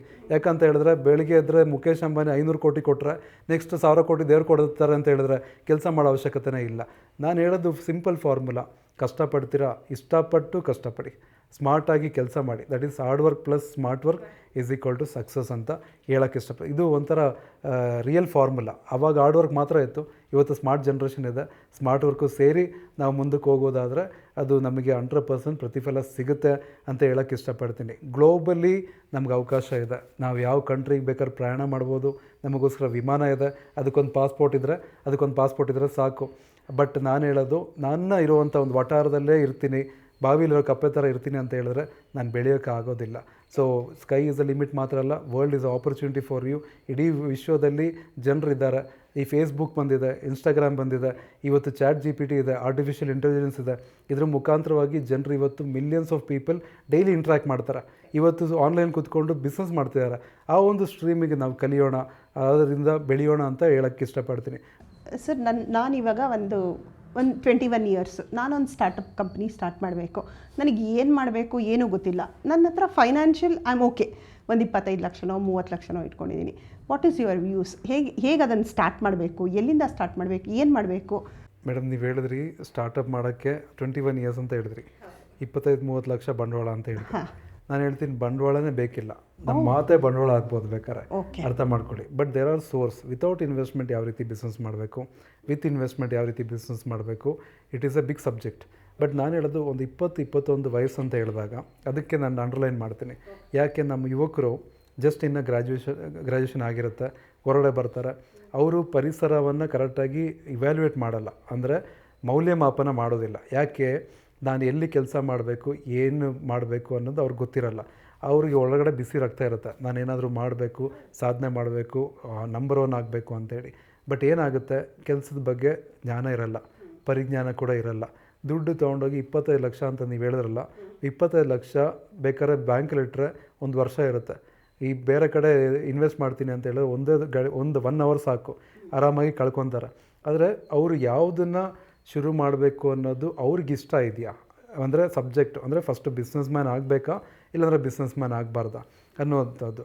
ಅವ್ರಿಗೆ ಯಾವುದಾದ್ರು ಒಂದು ಫೀಲ್ಡ್ ಇಂಟ್ರೆಸ್ಟ್ ಇದ್ದರೆ, ಫಾರ್ ಎಕ್ಸಾಂಪಲ್ ಗಾರ್ಮೆಂಟ್ಸ್ ಆಗಿರ್ಬೋದು, ಫಾರ್ ಎಕ್ಸಾಂಪಲ್ ಇಲ್ಲಾಂದರೆ ಫುಡ್ ಇಂಡಸ್ಟ್ರಿ ಆಗಿರ್ಬೋದು, ಇಲ್ಲಾಂದರೆ ಸ್ಕೂಲ್ ಮಾಡಬೇಕು ಅಂತ ಇರ್ಬೋದು, ಇಲ್ಲಾಂದರೆ ಒಂದು ಬೂಟಿಕ್ ಮಾಡಬೇಕು ಅಂತ ಇರ್ಬೋದು, ಇಲ್ಲಾಂದರೆ ಒಂದು ಒಳ್ಳೆ ಪಾರ್ಲರ್ ಮಾಡಬೇಕು ಅಂತ ಇರ್ಬೋದು. ಅಲ್ಲಿ ಬಂದಾಗ ನನಗೆ ಇಂಟ್ರೆಸ್ಟ್ ಇದೆಯಾ, ಆಸಕ್ತಿ ಇದೆಯಾ, ಆ ಫೀಲ್ಡ್ ಬಗ್ಗೆ ಚೆನ್ನಾಗಿ ಕಲ್ತಿರಬೇಕು. ಹೋಗಿ ಬೇಕಾದ್ರೆ ಒಂದು 6 ತಿಂಗಳು ಕೆಲಸ ಮಾಡಿ, ತೊಂದರೆ ಏನಿಲ್ಲ, ಅದರಲ್ಲಿ ಸಂಕೋಚ ಇಲ್ಲ. ಚೇರ್ಮ್ಯಾನ್ ಆಗಬೇಕು ಅಂತ ಎಲ್ಲರಿಗೂ ಇಷ್ಟ, ಆದರೆ ಚೇರಲ್ಲಿ ಒಬ್ಬ ಮ್ಯಾನ್ನ ಕೂರಿಸಿ ಅವ್ನು ಚೇರ್ಮ್ಯಾನ್ ಆಗ್ತಾನೆ, ಅವನು ಒಂದು ಫೋಟೋ ಹೊಡ್ಕೊಂಡು ಚೇರ್ಮ್ಯಾನ್ ಅಂತ ತೋರಿಸ್ಬೋದು. ಚೇರ್ಮ್ಯಾನ್ ಯಾವಾಗ ರಿಯಲ್ ಆಗ್ತಾನೆ ಅಂತ ಹೇಳಿದ್ರೆ ಬೆರಿಬೇಕು ಜನರೊಟ್ಟಿಗೆ, ಸಮಾಜದಲ್ಲಿ ತಳಮಟ್ಟಕ್ಕೆ ಹೋಗಬೇಕು. ಅಂದರೆ ನನ್ನ ಒಂದು ಸ್ಮಾಲ್ ಉದಾಹರಣೆ ಹೇಳ್ತೇನೆ. ನಾನೊಂದು ಸ್ಕೂಲ್ ಮಾಡಬೇಕು ಅಂತೇಳಿ ಹೊರಟಾಗ ಸ್ಕೂಲ್ ಮಾಡಿದೆ. ಈಗ ಒಂದು ಸ್ಕೂಲನ್ನು ಖರೀದಿ ಮಾಡಿದ್ಮೇಲೆ ಅಕ್ಕಪಕ್ಕ ಹೋಗಿ ರಿಸರ್ಚ್ ಮಾಡಿದಾಗ ಗೊತ್ತಾಯಿತು, ಅಲ್ಲಿ ಏನೋ ಒಂದು ಘಟನೆ ನಡೆದಿತ್ತು, ಅದರಿಂದ ಸ್ಕೂಲ್ ಕ್ಲೋಸ್ ಮಾಡಿ ನಿಮಗೆ ಮೋಸ ಮಾಡಿದ್ದಾರೆ ಅಂತ ಬಂದು ಹೇಳ್ತಾರೆ. ಆವಾಗ ನನಗೊಂದು ಚಾಲೆಂಜ್, ಹೆಂಗಪ್ಪ ಇದು ಜನನ ಕನ್ವಿನ್ಸ್ ಮಾಡಲಿ ಅಂತ. ನಾನೇ ರೋಡಲ್ಲಿ ನಿಂತ್ಬಿಟ್ಟು ಪಾಂಪ್ಲೆಟು, ಇಲ್ಲಿ ಬಂದಾಗ ಓನರು, ಅಲ್ಲಿ ಈ ರೀತಿ ಮಾಡಿದೆ. ಯಾಕೆ, ಅವಾಗ ಹೇಳ್ಬೋದು ಒಳ್ಳೆ ಬ್ಯಾಕ್ಗ್ರೌಂಡ್ ಇರೋರು, ಒಳ್ಳೆ ದುಡ್ಡಿರೋರು ಏನಕ್ಕೆ ಈ ಕೆಲಸ ಮಾಡಬೇಕು. ನಾನು ಕೆಲಸನ ಪ್ರೀತಿ ಮಾಡಿದೆ. ನನಗೆ ಬೇಕಾಗಿರೋದೇನು, ಅಲ್ಟಿಮೇಟ್ಲಿ ಜನ ಬರಬೇಕು, ಶಾಲೆಯಲ್ಲಿ ಸೇರಿಸ್ಬೇಕು, ಮಕ್ಕಳನ್ನ ಓದಿಸ್ಬೇಕು, ಕರ್ಕೊಂಬಂದು ಬಿಡಿ, ಮುಂದಕ್ಕಿರುವಂಥ ಪ್ರಯಾಣ ನಾವು ತೋರಿಸ್ತೀವಿ. That was my challenge. ಆವಾಗ ನಾನು ಒಂದು ಚಾಲೆಂಜಾಗಿ ತೊಗೊಂಡು ವಿತಿನ್ 15-20 ಡೇಸಲ್ಲಿ 40 ಅಡ್ಮಿಷನ್ಸ್ ಮಾಡಿದೆ. ಡೈಲಿ ತುಮಕೂರಿಂದ ಬೆಂಗಳೂರು ಬರೋದು, ವಾಪಸ್ ಹೋಗೋದು, ಟಾರ್ಗೆಟ್ ಇಟ್ಕೊಂಡು ಮಾಡ್ತಾಯಿದ್ದೆ. ಯಾವುದೇ ನೀವು ಫೀಲ್ಡ್ ತೊಗೊಳ್ಳಿ, whether it is any field for that matter, service industry ಆಗಿರ್ಬೋದು, ಬಿಸ್ನೆಸ್ ಆಗಿರ್ಬೋದು, ಇಲ್ಲಾಂದರೆ ನೀವು ಸಮಾಜ ಸೇವೆನೇ ಮಾಡ್ತೀವಿ ಅಂತ ಇರ್ಬೋದು, ವಾಟ್ ಎವರ್ ಇಟ್ ಈಸ್, ನಿಮ್ಮಲ್ಲಿ ಇರುವಂತಹ ಮನಸ್ಸಲ್ಲಿರುವಂಥ ಆಲೋಚನೆ ಏನಿದೆ ಆ ಪ್ರಕಾರವಾಗಿ ನೀವು ಡಿಸೈನ್ ಮಾಡ್ಕೊಳೋದಾದರೆ ಫಸ್ಟು ಯಾವುದಾದ್ರು ಒಂದು ಸಿಮಿಲರ್ ಆಗಿರುವಂಥ ಒಂದು ಟ್ರೇಡನ್ನು ನೀವು ಹೋಗಿ ಒಂದು 6 ತಿಂಗಳು ಇಂಟರ್ನ್ ಆಗಿನೋ ಇಲ್ಲಾಂದರೆ ಕೆಲಸ ಬೇಕಾದ್ರೆ ಮಾಡಿ. ನಾನು 21 ಅಂತ ಹೇಳಿದ್ದಕ್ಕೆ ಮಾತ್ರ ಈ ಸಬ್ಜೆಕ್ಟ್ ಹೇಳ್ತಾ ಇದ್ದೀನಿ. ಅದಾದಮೇಲೆ ಕೆಲಸ ಸಿಗುತ್ತೋ ಬಿಡುತ್ತೋ ಸೆಕೆಂಡ್ರಿ. ನೀವು ಕೆಲಸ ಸಿಕ್ಕರೆ ನೀವು ಮಾಡಿ, ಇಲ್ಲ ಅಂತ ಹೇಳಿದ್ರೆ there are different platforms. Government recognise training centres ಇದೆ, ಸ್ಕಿಲ್ ಡೆವಲಪ್ಮೆಂಟ್ ಇದೆ, ಮತ್ತು ಟ್ರೈನಿಂಗ್ ತರಬೇತಿ ಕೊಡುವಂಥ ಅನೇಕ ಆರ್ಗನೈಸೇಷನ್ಸ್ ಇದೆ. ಇದ್ರ ರಿಲೇಟೆಡಾಗಿ ನೀವು ಹುಡ್ಕೊಂಡು ಹೋಗಿ ಸೇರುವುದಾದರೆ ಅದೊಂದು ಆಪರ್ಚುನಿಟಿ ಸಿಗುತ್ತೆ. ಮತ್ತು 3ನೇ ವಿಚಾರಕ್ಕೆ ಬರುವಂಥ ಸಂದರ್ಭದಲ್ಲಿ ಬೇಸಿಕ್ ಡಾಕ್ಯುಮೆಂಟ್ಸ್ ನಾವು ಮಾಡಬೇಕು. ಸುಮಾರು ಜನ ಇವತ್ತು ಏನು ಮಾಡ್ತಾರೆ, GST ತೊಗೊಳಲ್ಲ, ಇನ್ಕಮ್ ಟ್ಯಾಕ್ಸ್ ಫೈಲ್ ಮಾಡಿರಲ್ಲ, ಬ್ರ್ಯಾಂಡ್ ರಿಜಿಸ್ಟರ್ ಮಾಡಿರಲ್ಲ, ಅದೆಲ್ಲ ಬಿಟ್ಬಿಟ್ಟು ಸೀದಾ ನಾನು ಬಿಸ್ನೆಸ್ ಮಾಡ್ತೀನಿ ಅಂತ ಹೇಳಿದಾಗ 3 ತಿಂಗಳಿಗೆ ನೋಟಿಸ್ ಬಂದುಬಿಡುತ್ತೆ. GST ಅವರು ಬರ್ತಾರೆ, ಪ್ರೊಫೆಷನಲ್ ಟ್ಯಾಕ್ಸ್ ಅವರು ಬರ್ತಾರೆ, ಈ ಎಲ್ಲ ಡಿಪಾರ್ಟ್ಮೆಂಟ್ಸ್ ಹುಡ್ಕೊಂಡ್ಬಂದಾಗ ಗಾಬರಿ ಆಗ್ತಾರೆ, ಲಾಸ್ಟಿಗೆ ಕ್ಲೋಸ್ ಮಾಡ್ಕೊಂಡು ಹೋಗ್ತಾರೆ. ಅದಕ್ಕೆ ಹೇಳ್ತಾ ಇರೋದು, ಯಾವುದೇ ಫೀಲ್ಡಲ್ಲಿ ಅವರು ಶುರು ಮಾಡಬೇಕಾ, 21 ವಯಸ್ಸಲ್ಲ, ಗೃಹಿಣಿಯರು ಕೂಡ ಮಾಡ್ಬೋದು, ವಯಸ್ಸಾಗಿರೋರು ಕೂಡ ಮಾಡ್ಬೋದು. ನಮ್ಮ ಲೀಲಾ ಪ್ಯಾಲೇಸ್ ಅವರು ಓನರು, ಲೀಲಾ ಪ್ಯಾಲೇಸ್ ಶುರು ಮಾಡಿದಾಗ ಅವ್ರ ಏಜ್ 65 ಅಂತ ಕೇಳ್ಪಟ್ಟೆ. ಅವರು ಆ ಎತ್ತರಕ್ಕೆ ಅವ್ರು ಬೆಳೆದ್ರು. ನಮ್ಮ KFC ಚಿಕನ್ ಅಂತ ಎಲ್ಲರದು ಹೋಗಿ ಯವನಸರು ತಿಂತಾರೆ, ಕರೆಕ್ಟಾ? ಅವ್ರ ವಯಸ್ಸು ಎಷ್ಟಿತ್ತು, ಅವರು ಕೂಡ 60 ದಾಟಿನೇ ಒಂದು ಬಿಸ್ನೆಸ್ಸಿಗೆ ಪ್ರಾರಂಭ ಮಾಡಿದ್ರು. ಆದರೆ 60ಇಂದ ಶುರು ಮಾಡಿದ್ದಕ್ಕಲ್ಲ, ಅವ್ರ ಹಿಂದುಗಡೆ ಒಂದು ಕಿಚ್ಚಿತ್ತು, ಒಂದು ಕನಸಿತ್ತು, ಕರೆಕ್ಟಾ? ಅವ್ರು ತುಂಬ ಟ್ರಯಲ್ಸ್ ಆ್ಯಂಡ್ ಎರರ್ಸ್ ಮಾಡ್ಕೊಂಡು ಬಂದು ಲಾಸ್ಟಿಗೆ ಎಸ್ಟಾಬ್ಲಿಷ್ ಆಗಿರುವಂಥದ್ದು. ಸೊ ಈ ರೀತಿ ಅನೇಕ ಉದಾಹರಣೆಗಳಿದೆ. ಬಟ್ ಅದಕ್ಕೆ ಗೃಹಿಣಿಯರು ಕೂಡ ಬರ್ಬೋದು, ಈ ಯಂಗ್ಸ್ಟರ್ಸು ಕೂಡ ಬರ್ಬೋದು, ನಾನು ಪಾರ್ಟ್ ಟೈಮಲ್ಲಿ ಕೂಡ ವ್ಯವಹಾರ ಮಾಡ್ತೀನಿ ಅನ್ನೋರು ಕೂಡ ಮಾಡ್ಬೋದು. ಪಾರ್ಟ್ ಟೈಮ್ ಈಗ 9 ರಿಂದ 5 ಗಂಟೆ ಕೆಲಸ ಮಾಡ್ತಾ ಇರ್ತಾರೆ, ಸ್ಟ್ರೆಸ್ ಇರುತ್ತೆ. ನಾನು ಈ ಸ್ಟ್ರೆಸ್ಸಿಂದ ಹೊರಗಡೆ ಬರಬೇಕು, ನಾನೇನಾದ್ರು ಒಂದು ಸಂಪಾದನೆ ಮಾಡಬೇಕು, ನಾನು ಜನಕ್ಕೆ ಏನೋ ಕೆಲಸ ಕೊಡಬೇಕು. ಬಟ್ ಇದೆಲ್ಲ ಕೂಡ ನೀವು ಒಂದು ವೇದಿಕೆ ಸೆಟಪ್ ಮಾಡಿಕೊಂಡು ಅಂಥವ್ರನ್ನ ಒಂದು 10-20 ಜನನ್ನ ನೀವು ಕೂಡಾಕಿ, ಅಂದರೆ ಬೆಳಗ್ಗೆನ ಸಾಯಂಕಾಲವರೆಗೂ ಕೆಲವೊಂದು ಟಿಪ್ಸನ್ನು ಶೇರ್ ಮಾಡೋದಾದರೆ ಅವರು ಕೂಡ ನಾಳೆ ಶೇಪ್ ಮಾಡೋಕ್ಕೆ ಒಂದು ಈಸಿ ಆಗುತ್ತೆ. ಯಾವುದು ಕೂಡ ಸುಲಭವಲ್ಲ, ಆದರೆ ಎಲ್ಲವೂ ಕೂಡ ಸುಲಭ. ಯಾವುದು ಕೂಡ ಕಷ್ಟ ಅಲ್ಲ, ಆದರೆ ಎಲ್ಲವೂ ಕೂಡ ಕಷ್ಟ. ಇದು ಒಂದು ಸ್ವಾತಂತ್ರ್ಯ ಇರಬೇಕು, ನಮಗೆ ಫ್ರೀಡಮ್ ಇರಬೇಕು, ನಾನೇನಾದರೂ ಅಚೀವ್ ಮಾಡಬೇಕು ಅನ್ನೋವಂಥ ಕಿಚ್ಚು ಕೂಡ ಇರಬೇಕು. ಆಮೇಲೆ ಮನೆಯವರ ಒಂದು ಸಪೋರ್ಟ್ ಖಂಡಿತ ಕಡ್ಡಾಯವಾಗಿರಬೇಕು. ಈ ಪ್ರೇಕ್ಷಕರು ಅನೇಕ ಜನರು ಇವತ್ತು ಈ ಒಂದು ಕಾರ್ಯಕ್ರಮ ನೋಡುವಾಗ ಅವ್ರಿಗೆ ಅನ್ಕೊತಾ ಇರ್ಬೋದು, ನಾನೊಂದು ಫುಡ್ ಇಂಡಸ್ಟ್ರಿ ಮನೆಯಿಂದ ವ್ಯಾಪಾರ ಮಾಡ್ತಾ ಇದ್ದೀನಿ, ಅದನ್ನು ಬೆಳೆಸೋಕ್ಕೆ ಆಗ್ತಾ ಇಲ್ಲ. ಕ್ಲೌಡ್ ಕಿಚನ್ ಇದೆ, ಆಮೇಲೆ ಮನೆಯಿಂದ ಖಾದ್ಯಗಳನ್ನ ಮಾಡಿ ಅಕ್ಕಪಕ್ಕ ಮನೆಯವ್ರಿಗೆ ಕೊಡ್ತಾರೆ, ಅದನ್ನು ಹೆಂಗೆ ವಿಸ್ತಾರ ಮಾಡೋದು, ಇದೆಲ್ಲ ಒಂದು ಕಲಿಕೆಯಿಂದ ಉಂಟಾಗುವಂಥ ಒಂದು ವಿಚಾರಗಳು. ಆ ರೀತಿ ಅವರಿಗೆ ಆ ಒಂದು ಸ್ಫೂರ್ತಿ ಇದ್ದರೆ, ಅವರು ಆ ರೀತಿಯ ಒಂದು ಸಿಸ್ಟಮ್ ಅವರಲ್ಲಿ ಬೇಕು ಅಂತ ಹೇಳಿದ್ರೆ ನಿಮ್ಮ ಪ್ಲಾಟ್ಫಾರ್ಮ್ನ ಯೂಸ್ ಮಾಡಿಕೊಂಡು ಅವ್ರು ಬೆಳೆಯೋಕ್ಕೆ ನಾವು ಕೂಡ ಅದಕ್ಕೆ ಸಹಕಾರ ಮಾಡೋಣ ಅಂತ ಹೇಳೋಕ್ಕೆ ಸಂದರ್ಭದಲ್ಲಿ ಹೇಳೋಕ್ಕೆ ಇಷ್ಟಪಡ್ತೀನಿ. ಇದೆಲ್ಲ ಇಂಡಸ್ಟ್ರಿ ಇದೆಲ್ಲ ಹೊರತುಪಡಿಸಿ ನಿಮ್ಮ ಅವಾರ್ಡ್ಸ್ ಬಗ್ಗೆ ಬರೋಣ. ಎಷ್ಟೊಂದು ಸಾಧಿಸಿದ್ದೀರಾ, ಅದನ್ನು ನಿಮ್ಮ ಬಾಯಿನಲ್ಲೇ ಕೇಳೋಣ ಅಂತ ನಮ್ಮ ಪಾಡ್ಕಾಸ್ಟ್ ಮುಖಾಂತರ. ಅದು ಅಲ್ಲದೆ ಎಷ್ಟೊಂದು ಪ್ರಾಜೆಕ್ಟ್ಸಲ್ಲಿ are the member of it. ನಂಗೆ ಆ ಪ್ರಾಜೆಕ್ಟ್ಸ್ ಬಗ್ಗೆ ಒಂದು ಸ್ವಲ್ಪ ಜನಗಳಿಗೆ ಗೊತ್ತಾದರೆ, ಯಾಕೆ ನಾವೇ ಇಲ್ಲೇ ಇದ್ಕೊಂಡು ನನಗೆ ಎಷ್ಟೊಂದು ಪ್ರಾಜೆಕ್ಟ್ಸ್ ಇದ್ರಲ್ಲಿ ಟು ಬಿ ಫ್ರ್ಯಾಂಕ್ ನಂಗೆ ಗೊತ್ತಿರಲಿಲ್ಲ. ಸೊ ಆ ಪ್ರಾಜೆಕ್ಟ್ಸ್ ಬಗ್ಗೆ ಹೇಳಿದ್ರೆ ಯಾರಿಗೋ ಅದು ಆ ಪ್ರಾಜೆಕ್ಟ್ಸಿಂದ ಹೆಲ್ಪ್ ಆದರೆ it will be better. Madam, ನಾನು ಆ್ಯಕ್ಚುಲಿ ಆಗಲೇ ಹೇಳಿದ ಪ್ರಕಾರವಾಗಿ ಸ್ಮಾರ್ಟ್ ಸಿಟಿಯಲ್ಲಿ ಅಡ್ವೈಸರ್ ಆಗಿ ಮಾಡಿದೆ. ಬಟ್ ಇದರ ಹಿನ್ನೆಲೆ ನೋಡುವಾಗ ನಾವು ಯಾವುದೇ ಒಂದು ಪೊಲಿಟಿಕಲ್ ಪಾರ್ಟಿಯಲ್ಲಿ ಅಲೈನ್ಡ್ ಆಗಿಲ್ಲ. I am not A politician, I may look like A politician. ನಾನು ರಾಜಕೀಯ ವ್ಯಕ್ತಿ ಥರ ಕಂಡರೂ ಕೂಡ ನಾನು ಯಾವುದೇ ರಾಜಕೀಯ ಪಕ್ಷದಲ್ಲಿ ಇಲ್ಲ. ನನಗೆ ಭಾಳ ಆಸೆ ಇತ್ತು, ಒಂದು MLA ಆಗಬೇಕು, ರಾಜಕೀಯಕ್ಕೆ ಬರಬೇಕು, ಏನಾದರೂ ಒಂದು ಸಾಧನೆ ಮಾಡಬೇಕು ಅಂತ. ಆಮೇಲೆ ಅದಕ್ಕೆ ಅಡಿಪಾಯದಲ್ಲಿ ನೋಡಿದಾಗ ಅದರಲ್ಲಿ ಜಾತಿ, ಕುಲ, ಗೋತ್ರ ಮತ್ತು ಜನ ಬೆಂಬಲ ಮತ್ತು ಎಲ್ಲ ಹಂಚಬೇಕು, ಇದೆಲ್ಲ ಬರುತ್ತೆ. ಆ ರೀತಿಯಲ್ಲಿ ನಾನು ಅದಕ್ಕೊಂದು ಗುಡ್ ಬೈ ಹೇಳಿ ನಾನು ನನ್ನ ಸಾಮ್ರಾಜ್ಯಕ್ಕೆ ನಾನೇ MLA ಆ ರೀತಿಯಲ್ಲಿ ಮುಂದಕ್ಕೆ ಹೋಗ್ತಾ ಇದ್ದೆ. ಆವಾಗ ಸರ್ಕಾರದಲ್ಲಿ ಕೆಲವು ಸಿಕ್ಕಿರುವಂಥ ಒಂದು ಅವಕಾಶಗಳನ್ನ ನಾನು ಅದನ್ನು ಪಡ್ಕೊಂಡು ಜನರಿಗೆ ತಲುಪಿಸುವಂಥ ಕೆಲಸ ಮಾಡಿದೆ. ಅದೊಂದು ಸ್ಮಾರ್ಟ್ ಸಿಟಿ ಅಡ್ವೈಸರ್ ಆಗಿರ್ಬೋದು, ಮತ್ತು ನಮ್ಮ ಪ್ರಧಾನಮಂತ್ರಿ 15 ಪಾಯಿಂಟ್ ಯೋಜನೆ ಫಾರ್ ಮೈನಾರಿಟೀಸ್, ಅದರಲ್ಲಿ ಕೂಡ ಸಕ್ರಿಯವಾಗಿ ಕೆಲಸ ಮಾಡ್ತಾ ಇದ್ದೀನಿ. ಅಲ್ಲಿ ಗೌರ್ಮೆಂಟ್ ಸ್ಕೀಮ್ಸ್, ಪ್ರಾಜೆಕ್ಟ್ಸು ಮತ್ತು KMDC ಕಾರ್ಪೊರೇಷನಿಂದ ಏನು ಬರುತ್ತೆ ಅದನ್ನು ನಾವು ಜನರಿಗೆ ಒಟ್ಟಿಗೆ ರೀಚ್ ಔಟ್ ಮಾಡುವಂಥ ಕೆಲಸ. ಆಮೇಲೆ ಜೂನಿಯರ್ ಚೇಂಬರ್ ಇಂಟರ್ನ್ಯಾಷನಲ್ ಅಂತ ಹೇಳಿದೆ, ಆ ಜೂನಿಯರ್ ಚೇಂಬರ್ ಇಂಟರ್ನ್ಯಾಷನಲ್ಲಿ ಕೂಡ ಅನೇಕ ಸೋಷಿಯಲ್ ಆ್ಯಕ್ಟಿವಿಟೀಸ್ ಮಾಡಲಿಕ್ಕೆ ನನಗೆ ಸುಮಾರು ಅಪ್ರಿಸಿಯೇಷನ್ಸು ಲೆಟ್ರ್ ಕೂಡ ಬಂತು. ಆಮೇಲೆ ಬಿಸ್ನೆಸ್ಸಲ್ಲಿ ಅಚೀವ್ ಮಾಡಿರೋಕ್ಕೆ ಕೆಲವೊಂದು ಮನುಕುಲ ರತ್ನ ಅವಾರ್ಡು, ಕರ್ನಾಟಕ ಸೇವಾ ರತ್ನ ಅವಾರ್ಡ್, ರಾಜ್ಯೋತ್ಸವ ಪ್ರಶಸ್ತಿ ಅಂತ ಹಲವಾರು ಪ್ರಶಸ್ತಿಗಳು ಬಂತು. ಬಟ್ ಈ ಪ್ರಶಸ್ತಿಗಳು ಬಂದಾಗ ನನ್ನ ಒಂದು ಪ್ರೌಡ್ ಪೀಕಾಕ್ ಆಗಿ ನಾನು ಇರಲ್ಲ. ಯಾಕಂತ ಹೇಳಿದ್ರೆ ಪ್ರಶಸ್ತಿಗಳು ಬಂತು, ಜನ ನನಗೆ ಗುರುತಿಸ್ತಾ ಇದ್ದಾರೆ, ನಮ್ಮ ಕೆಲಸಕ್ಕೆ ಒಂದು ಆದ್ಯತೆ ಸಿಗ್ತಾ ಇದೆ ಅಂತ ಹೇಳಿ ಒಂದು ಪರಿಕಲ್ಪನೆ ನನ್ನಲ್ಲಿ ಬರುವಾಗ ಇನ್ನೂ ಹೆಚ್ಚಾಗಿ ಕೆಲಸ ಮಾಡಬೇಕು, ಇನ್ನೂ ಹೆಚ್ಚಾಗಿ ನಾನು ಓಡಬೇಕು, ಇನ್ನೂ ಹೆಚ್ಚಾಗಿ ಏನಾದರೂ ಮಾಡಬೇಕು, ಜನಕ್ಕೆ ಉಪಕಾರ ಆಗಬೇಕು, ನಾನು ಅವ್ರಿಗೆ ಏನಾದರೂ ಒಂದು ಸ್ಫೂರ್ತಿಯಾಗಿ ನಿಲ್ಲಬೇಕು ಅನ್ನೋದು ಈ ಒಂದು ಪ್ರಶಸ್ತಿಗಳು ನನಗೆ ಯಾವಾಗಲೂ ಕೂಡ ಎಚ್ಚರಿಸ್ತಾ ಇರುತ್ತೆ. ನೋಡಪ್ಪ, ನಿನಗೆ ಸಿಕ್ಕಿದೆ, ಇನ್ನು ನಾಳೆ ದಿವಸ ನೀನು ಕೆಳಗಡೆ ಬೀಳಬಾರ್ದು, ಇನ್ನೂ ಜಾಸ್ತಿ ಕೆಲಸ ಮಾಡು, ಇನ್ನೂ ಸ್ಫೂರ್ತಿಯಾಗಿ ಮಾಡು, ಇನ್ನೂ ಹೆಚ್ಚಾಗಿ ಮಾಡು, ಅನೇಕರಿಗೆ ಇನ್ನೂ ಸೇವೆ ಮಾಡು. ಬಟ್ ನನ್ನಲ್ಲಿ ಕಾನ್ಸೆಪ್ಟ್ ಏನಂತ ಹೇಳಿದ್ರೆ, live for others selflessly without expecting anything in return. ಅಂದರೆ ಇನ್ನೊಬ್ರಿಗೋಸ್ಕರ ನಾವು ಸೇವೆ ಮಾಡುವಾಗ, ಕೆಲಸ ಮಾಡುವಾಗ ಅವ್ರ ಹತ್ರ ಏನು ಪ್ರತಿಫಲ ಅಪೇಕ್ಷೆ ಪಡ್ಕೊಬೇಡ, ಒಂದು ಥ್ಯಾಂಕ್ಸು ಕೂಡ ಅವ್ರ ಹತ್ರ ಎಕ್ಸ್ಪೆಕ್ಟ್ ಮಾಡೋದು ಬೇಡ. ಒನ್ ಸೈಡೆಡ್ ಸ್ಟೋರಿ ಮಾತ್ರ. ನೀವು ಕೆಲಸ ಮಾಡಿದ್ರಿ, ಹೆಲ್ಪ್ ಮಾಡಿದ್ರಿ, ನಾನು ಕೆಲವ್ರಿಗೆ ಹೇಳ್ತೀನಿ, ಮತ್ತೆ ವಾಪಸ್ ಬರಬೇಡಿ, ಹುಡ್ಕೊಂಡು ವಾಪಸ್ ಬಂದು ನನ್ನ ಬೈಯೋದು ಬೇಡ, ದಯವಿಟ್ಟು ನಿಮ್ಮ ಪಾಡು ನೀವು ನೋಡ್ಕೊಂಡು ಹೋಗ್ಬಿಡಿ ಅಂತ ಹೇಳಿ ಈ ರೀತಿಯಲ್ಲಿದೆ. ಯಾವ ರೀತಿಯಲ್ಲಿ ಸಮಾಜ ಸೇವೆ, ಈ ಒಂದು ಅವಾರ್ಡ್ಸು ಮತ್ತು ಯಾವ ರೀತಿ ನನ್ನಲ್ಲಿ ಒಂದು ಡಿಸಿಷನ್ ತೊಗೊಂಡಿದ್ದೀನಿ ಅಂತ ಹೇಳಿದ್ರೆ, ನಾನು ಒಂದು ಲಾಸ್ಟಿಗೆ ನಾನು ತೊಗೊಂಡೋಗಿ ಹಾಕುವಂಥ ಜಾಗ ಅರಮನೆ ಅಲ್ಲ, 6-3 ಇರುವಂಥ ಒಂದು ಜಾಗ. ಆ 6-3ಕ್ಕೆ ಹೋದರೂ ಕೂಡ ನಾನು ಮಾಡಿರುವಂಥ ಕೆಲಸ ಬೇರೆಯವ್ರಿಗೆ ಗೊತ್ತಿರಬಾರ್ದು. ಯಾರು ಪಡ್ಕೊಂಡಿರ್ತಾರಲ್ಲ ಅವರು ಅದನ್ನು ನೆನೆಸ್ಕೊಂಡು 10 ಜನಕ್ಕೆ ಹೆಲ್ಪ್ ಮಾಡಲಿ, ನನ್ನಿಂದ ಯಾವುದೇ ಪಬ್ಲಿಸಿಟಿ ಆಗಬಾರ್ದು ಅಂತೇಳಿ ಈ ರೀತಿಯಲ್ಲಿ ಇವತ್ತು ಬದುಕಿ ಬಾಳ್ತಾ ಇದ್ದೇನೆ. ಈಗ ಎಲ್ಲದ್ರ ಬಗ್ಗೆ ನಿಮ್ಮದು ತುಂಬ ಇನ್ವೆಸ್ಟ್ಮೆಂಟ್ಸ್ ಅದ್ರ ಬಗ್ಗೆ ಎಲ್ಲ ತಿಳ್ಕೊಂಡು, ಈಗ ಆ್ಯಸ್ ಎ ಎಂಟ್ರಪ್ರಿನರ್ ನೀವು ಇವಾಗಿನ ಯಂಗ್ ಜನ್ರೇಷನ್ಗೆ ಏನು ಅಡ್ವೈಸ್ ಮಾಡ್ತೀರಾ? Because where they want to go, how they want to do, training session ಎಲ್ಲ ಸರಿ, but how they want to start, what is a motivation ನೀವು ಕೊಡ್ತೀರಾ ಅವ್ರಿಗೆ? ಮೇಡಮ್, ಇದು ಆ್ಯಕ್ಚುಲಿ ಹೇಳ್ಬೇಕಂತ ಹೇಳಿದ್ರೆ ಬೈ ಚಾನ್ಸ್ ಬೈ ಚಾಯ್ಸ್ ಅಂತ ಹೇಳ್ತೀವಿ. So by chance is always an accidental thing.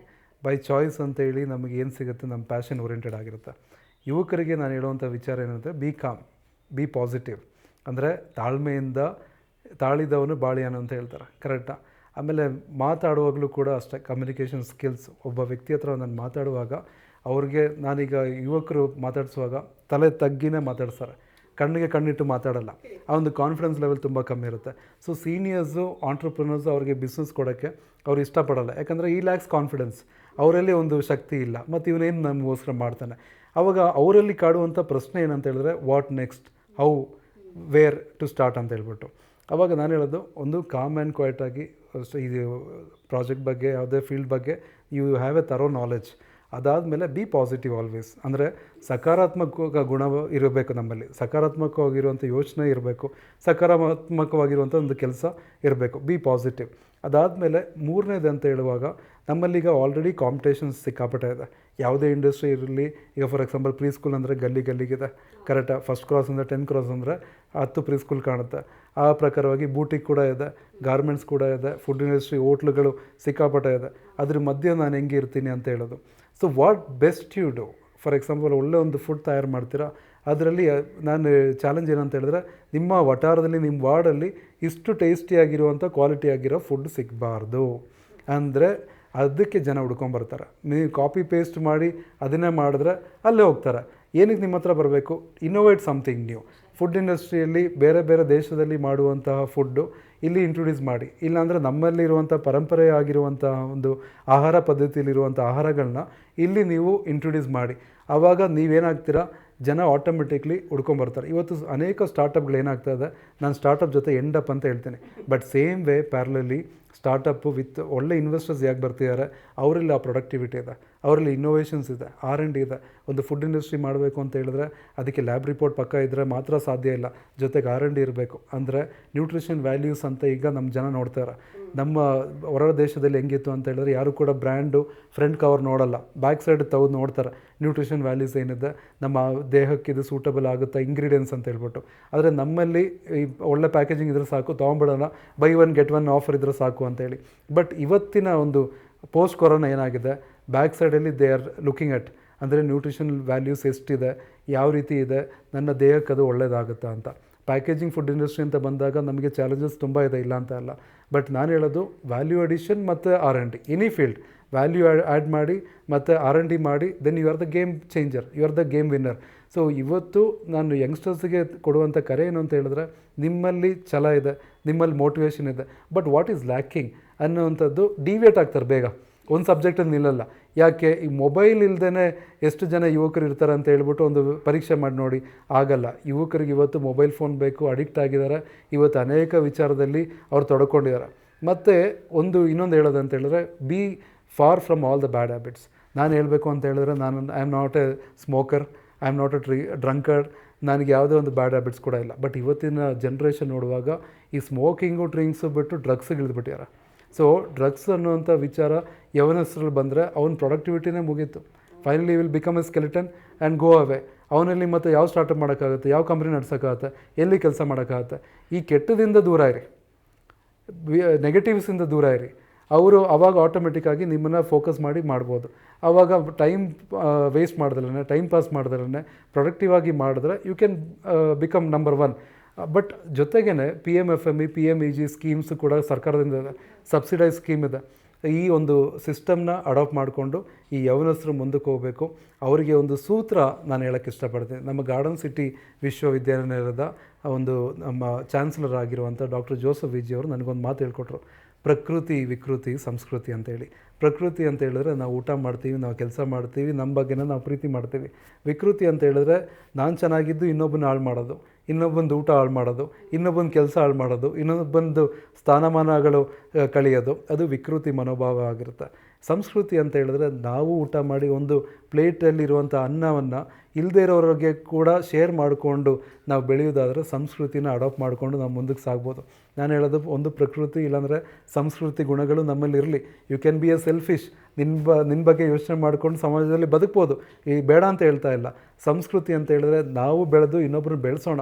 ಆದರೆ ವಿಕೃತ ಮನೋಭಾವ ಯಾರಿಗಿರುತ್ತೆ ಅವನು ವಿಕೃತರಾಗೇ ಈ ಸಮಾಜದಲ್ಲಿ ಕಾಣಲ್ಪಡ್ತಾನೆ. ಅದು ಮಾತ್ರ ನೀವು ಆಯ್ಕೆ ಮಾಡಬೇಡಿ ಅಂತ ಹೇಳಿ ಸ್ಪೆಷಲಾಗಿ ಯವನಸ್ಥರಿಗೆ ಹೇಳ್ತೀನಿ. ಯಾಕೆ ಅಂತ ಹೇಳಿದ್ರೆ ಯವನಸ್ಥರು ಇವತ್ತಿಂದ ಒಂದು 30 ವರ್ಷ 40 ವರ್ಷ ಆದಮೇಲೆ they are the next pillars of our society. ನಮ್ಮ ಸಮಾಜದ ಒಂದು ಸ್ತಂಭಗಳಾಗಿ ನಿಲ್ಲುವಂಥವ್ರು. ನಮಗೆ ಒಳ್ಳೆ ರಾಜಕಾರಣಿಗಳು ಬೇಕು ಅಲ್ವಾ, ನಮಗೆ ಕರಪ್ಷನ್ ತೊಗೊಂಡಲ್ಲೇ ಇರುವಂಥ, ಅಕ್ಸೆಪ್ಟ್ ಮಾಡದೇ ಇರುವಂಥ ಒಳ್ಳೆ ಮಿನಿಸ್ಟರ್ಸ್ಗಳು, ಚೀಫ್ ಮಿನಿಸ್ಟರ್ಗಳು, ಪ್ರೈಮ್ ಮಿನಿಸ್ಟರ್ಗಳು ವಾಂಟೆಡ್. ಅಂದರೆ ನ್ಯೂಸ್ ಪೇಪರಲ್ಲಿ ಆ್ಯಡ್ ಒಂದು ದಿವಸ ಕೊಡಬೇಕು ಅಂತ ಅಂದ್ಕೊಂಡಿದ್ದೀರಿ. ಏನಂತ ಹೇಳಿದ್ರೆ ಒಳ್ಳೆಯವರು ಬೇಕಾಗಿದ್ದಾರೆ, ಒಳ್ಳೆ ವ್ಯವಹಾರ ಮಾಡೋರು ಬೇಕಾಗಿದ್ದಾರೆ, ಒಳ್ಳೆ ಮಂತ್ರಿಗಳು ಬೇಕಾಗಿದ್ದಾರೆ, ಒಳ್ಳೆ MLA MP ಗಳು ಬೇಕಾಗಿದ್ದಾರೆ, ಒಳ್ಳೆ ವಾರ್ಡ್ ಕಾರ್ಪೊರೇಟರ್ಸ್ ಬೇಕಾಗಿದ್ದಾರೆ. ಈ ಒಂದು ಬೇಕಾಗಿದ್ದಾರೆ ಅಂತ ಅಡ್ವರ್ಟೈಸ್ಮೆಂಟು ಆಲ್ ಇಂಡಿಯಾ ಕೊಡಬೇಕು ಅಂತ ನನ್ನ ಆಸೆ. ಯಾಕಂತ ಹೇಳಿದ್ರೆ ಯುವ ಪೀಳಿಗೆ ಕೂಡ ಹೇಳೋದು 30, 40, 50 ವರ್ಷ ಆದಮೇಲೆ ನಮ್ಮ ಭಾರತನ ಈ ಗ್ಲೋಬಲ್ ಮ್ಯಾಪಲ್ಲಿ ನೋಡೋ ಸಂದರ್ಭದಲ್ಲಿ ಕರಪ್ಷನ್ ಲೆಸ್ ಭಾರತವಾಗಿ, ಮತ್ತು ನೋ ಪಾವರ್ಟಿ ಇರುವಂತಹ, ಅಂದರೆ ಆರ್ಥಿಕ ಪರಿಸ್ಥಿತಿ ಉತ್ತಮವಾಗಿರುವಂತಹ ಭಾರತವಾಗಿ, ಆರೋಗ್ಯ ಇರುವಂಥ ಒಂದು ಭಾರತವಾಗಿ, ಅಂದರೆ ಕಾಯಿಲೆ ಮುಕ್ತವಾಗಿರುವಂಥ ಉತ್ತಮ ಆರೋಗ್ಯ ಇರುವಂಥ ಒಂದು ಭಾರತವಾಗಿ, ಒಳ್ಳೆ ಶಿಕ್ಷಣ ಇರುವಂಥ ಒಂದು ಭಾರತವಾಗಿ, ಅಂದರೆ ಗುಡ್ ಎಜುಕೇಷನ್ 100% ಲಿಟ್ರಸಿ ಇರುವಂಥ ಒಂದು ಭಾರತವಾಗಿ. ಆಮೇಲೆ 5ನೇದು ಯಾವುದೇ ಜಾತಿ ಜಗಳ, ಭಾಷೆ ಜಗಳ ಇಲ್ಲದೇ ಇರುವಂತಹ ಸಮಾಧಾನದಿಂದ, ಸಂತೋಷದಿಂದ ನಾವೆಲ್ಲ ಒಂದು, ನಾವೆಲ್ಲ ಭಾರತೀಯರು, ನಾವೆಲ್ಲ ಕನ್ನಡಿಗರು ಅನ್ನುವಂಥ ಒಂದು ಮನೋಭಾವನೆ ಇರುವಂಥ ಒಂದು ಭಾರತವಾಗಿ ಇಡೀ ವಿಶ್ವವನ್ನು ನೋಡಬೇಕು ಅಂತ ಹೇಳಿದ್ರೆ ಈಗಿನ ಯವನಸ್ಥರು ಯಾರಿದ್ದಾರೆ ಅವರಿಂದ ಮಾತ್ರ ಇದು ಸಾಧ್ಯ. ನಮ್ಮ ಜೊತೆಯಲ್ಲಿರುವಂಥ ವರ್ಗ ಅವರು ಕೂಡ ಒಳ್ಳೆಯವರಾಗಿರಬೇಕು, ಸಜ್ಜನರಾಗಿರಬೇಕು. ಕರೆಕ್ಟಾ? ಸಜ್ಜನರ ಸಂಘವುದು ಹೆಜ್ಜೆಯನ್ನು ಸವಿದಂತೆ ದುರ್ಜನರ ಸಂಘ ಬಚ್ಚಲ ಕೊಚ್ಚೆ ಅಂತ ಇರೋದು ಸರ್ವಜ್ಞ. ಕೇರಳ ಗಾಡ್ಸ್ ಓನ್ ಕಂಟ್ರಿ ಅಂತ ಹೇಳ್ತಾರೆ. ಆದರೆ ನಾನು ಹೇಳ್ತೀನಿ ಕರ್ನಾಟಕದಲ್ಲಿ ಗಾಡ್ಸ್ ಓನ್ ಪೀಪಲ್ ಇದ್ದಾರೆ. ಇದೊಂದು ಟ್ಯಾಗ್ಲೈನ್ ನಾನು ಯೂಸ್ ಮಾಡ್ತೀನಿ. ಅಂದರೆ ಒಂದು ಮನೆಗೆ ವಿಸಿಟ್ ಮಾಡಿದ್ರೆ ಫಸ್ಟ್ ಕೇಳ್ತಾರೆ, ನೀವು ಕೂಡ ಕೇಳಿದ್ರಿ ಊಟ ಮಾಡಿದ್ರಾ ಅಲ್ವಾ, ತಿಂಡಿ ಆಯಿತಾ, ನೀರು ಕುಡಿತೀರಾ. ಈ ಒಂದು ಸಂಸ್ಕೃತಿ ಆಗಲೇ ಹೇಳಿದೆ, ಪ್ರಕೃತಿ ವಿಕೃತಿ ಸಂಸ್ಕೃತಿ ಮಾತ್ರ ನಮ್ಮಲ್ಲಿ ಅಳವಡಿಸಿಕೊಂಡು ಮುಂದಕ್ಕೆ ಸಾಗೋಣ. ಯಂಗ್ ಸಿಟಿಸನ್ಸ್ ಇರುವಂಥ ಒಂದು ಭಾರತ ನನ್ನ ಭಾರತ, ಯಂಗ್ ಸಿಟಿಸನ್ಸ್ ಇರುವಂಥ ಒಂದು ರಾಜ್ಯ ನನ್ನ ಕರ್ನಾಟಕ ರಾಜ್ಯ. ಇಷ್ಟು ಹೇಳ್ತಾ ಈ ಒಂದು ಅವಕಾಶ, ಈ ಒಂದು ಸಮಯ, ಈ ಸಂದರ್ಭ ಕೊಟ್ಟಿರುವಂಥ ನಮ್ಮ ಟಾಕ್ಸು ಮತ್ತು ಟೀಮ್ ಅವರಿಗೆ ನಾನು ಹೃದಯದ ಅಂತರಾಳದಿಂದ ಬರುವಂತಹ ನಮನಗಳನ್ನ, ಧನ್ಯವಾದಗಳನ್ನ ಈ ಸಂದರ್ಭದಲ್ಲಿ ಹೇಳಲಿಕ್ಕೆ ಇಷ್ಟಪಡ್ತೀನಿ. ನೀವು ನಮ್ಮಂಥವ್ರನ್ನ ಕರೆದು ಇಲ್ಲಿ ಕೂರಿಸಿ ಇದೊಂದು ಹಾಟ್ ಸೀಟ್ ಅಂತಲೇ ಹೇಳ್ತೀನಿ. ಯಾಕಂತ ಹೇಳಿದ್ರೆ ನಮಗೆ ಎಷ್ಟೋ ವರ್ಷಗಳ ಹಿಂದಕ್ಕೆ ನೀವು ತೊಗೊಂಡೋದ್ರಿ. ನಮ್ಮ ಬಾಲ್ಯ ಕಾಲಕ್ಕೆ ನೆನಪಾಯಿತು, ನಮ್ಮ ಉದ್ಯಮ ವಿಚಾರವನ್ನು ನೆನಪಾಯಿತು. ಅಕಸ್ಮಾತ್ ನಾವೇನು ಹೇಳಿದ್ದೀವಿ, ಏನು ಹೇಳಿಲ್ಲ ಅನ್ನೋದು ಪ್ರಶ್ನೆ ಬಂದರೂ ಕೂಡ ನಾವೇನು ಮಾಡಿದ್ದೀವಿ, ಏನು ಮಾಡಿಲ್ಲ ಅನ್ನೋದು ಒಂದು ಮೌಲ್ಯಮಾಪನ ನಿಮ್ಮ ಕಾರ್ಯಕ್ರಮ ಮುಖಾಂತರವಾಗಿ ನನಗೆ ಕೂಡ ಆಯಿತು. ಯಾಕಂತ ಹೇಳಿದ್ರೆ ಮಾಡಬೇಕಾಗಿರೋದು ತುಂಬ ಇದೆ. ನಾವೇನು ಮಾಡಿದ್ದೀವಿ ಅನ್ನೋದು ಅದು ಗ್ರೇಟ್ ಅಲ್ಲ, ಆದರೆ ಕಣ್ಣು ಮುಚ್ಚೋಕ್ಕಿಂತ ಮುಂಚೆ ಯಥಾರ್ಥವಾಗಿ, ಪವಿತ್ರವಾಗಿ, ಪರಿಶುದ್ಧತೆಯನ್ನು ಕಾಪಾಡ್ಕೊಬೇಕಾಗಿರೋದು ನಮ್ಮ ಎಲ್ಲರ ಕರ್ತವ್ಯ ಅಂತ ಹೇಳಿ ನನ್ನ ಮಾತುಗಳನ್ನ ಮುಗಿಸ್ತಾ ಇದ್ದೀನಿ. ತುಂಬ ಥ್ಯಾಂಕ್ ಯು ಸರ್. ನಮಗೂ ನಿಮ್ಮ ಜೊತೆ ಮಾತಾಡಿ ತುಂಬ ಖುಷಿ ಆಯಿತು. ತುಂಬ ವಿಚಾರಗಳು ತಿಳ್ಕೊಂಡ್ವಿ. ಹೋಪ್ಫುಲಿ ಇದರಿಂದ ಯಾರೋ ಒಬ್ರಿಗೆ ಹೆಲ್ಪ್ ಆದರೂ ನಮ್ಗೆ ತುಂಬ ಖುಷಿ ಆಗುತ್ತೆ. ಧನ್ಯವಾದ. Thank you. ತುಳಸಿ ಗಿಡನ it is the symbol of prosperity. ನಿಮಗೂ ಒಳ್ಳೆಯದಾಗಲಿ, ನಮಗೂ ಒಳ್ಳೆಯದಾಗಲಿ. Thank you so much for coming. Thank you. ನಮ್ಮೆಲ್ಲರಿಗೂ ಒಳ್ಳೆಯದಾಗಲಿ. ನಮ್ಮೆಲ್ಲರಿಗೂ ಧನ್ಯವಾದ. Thank you.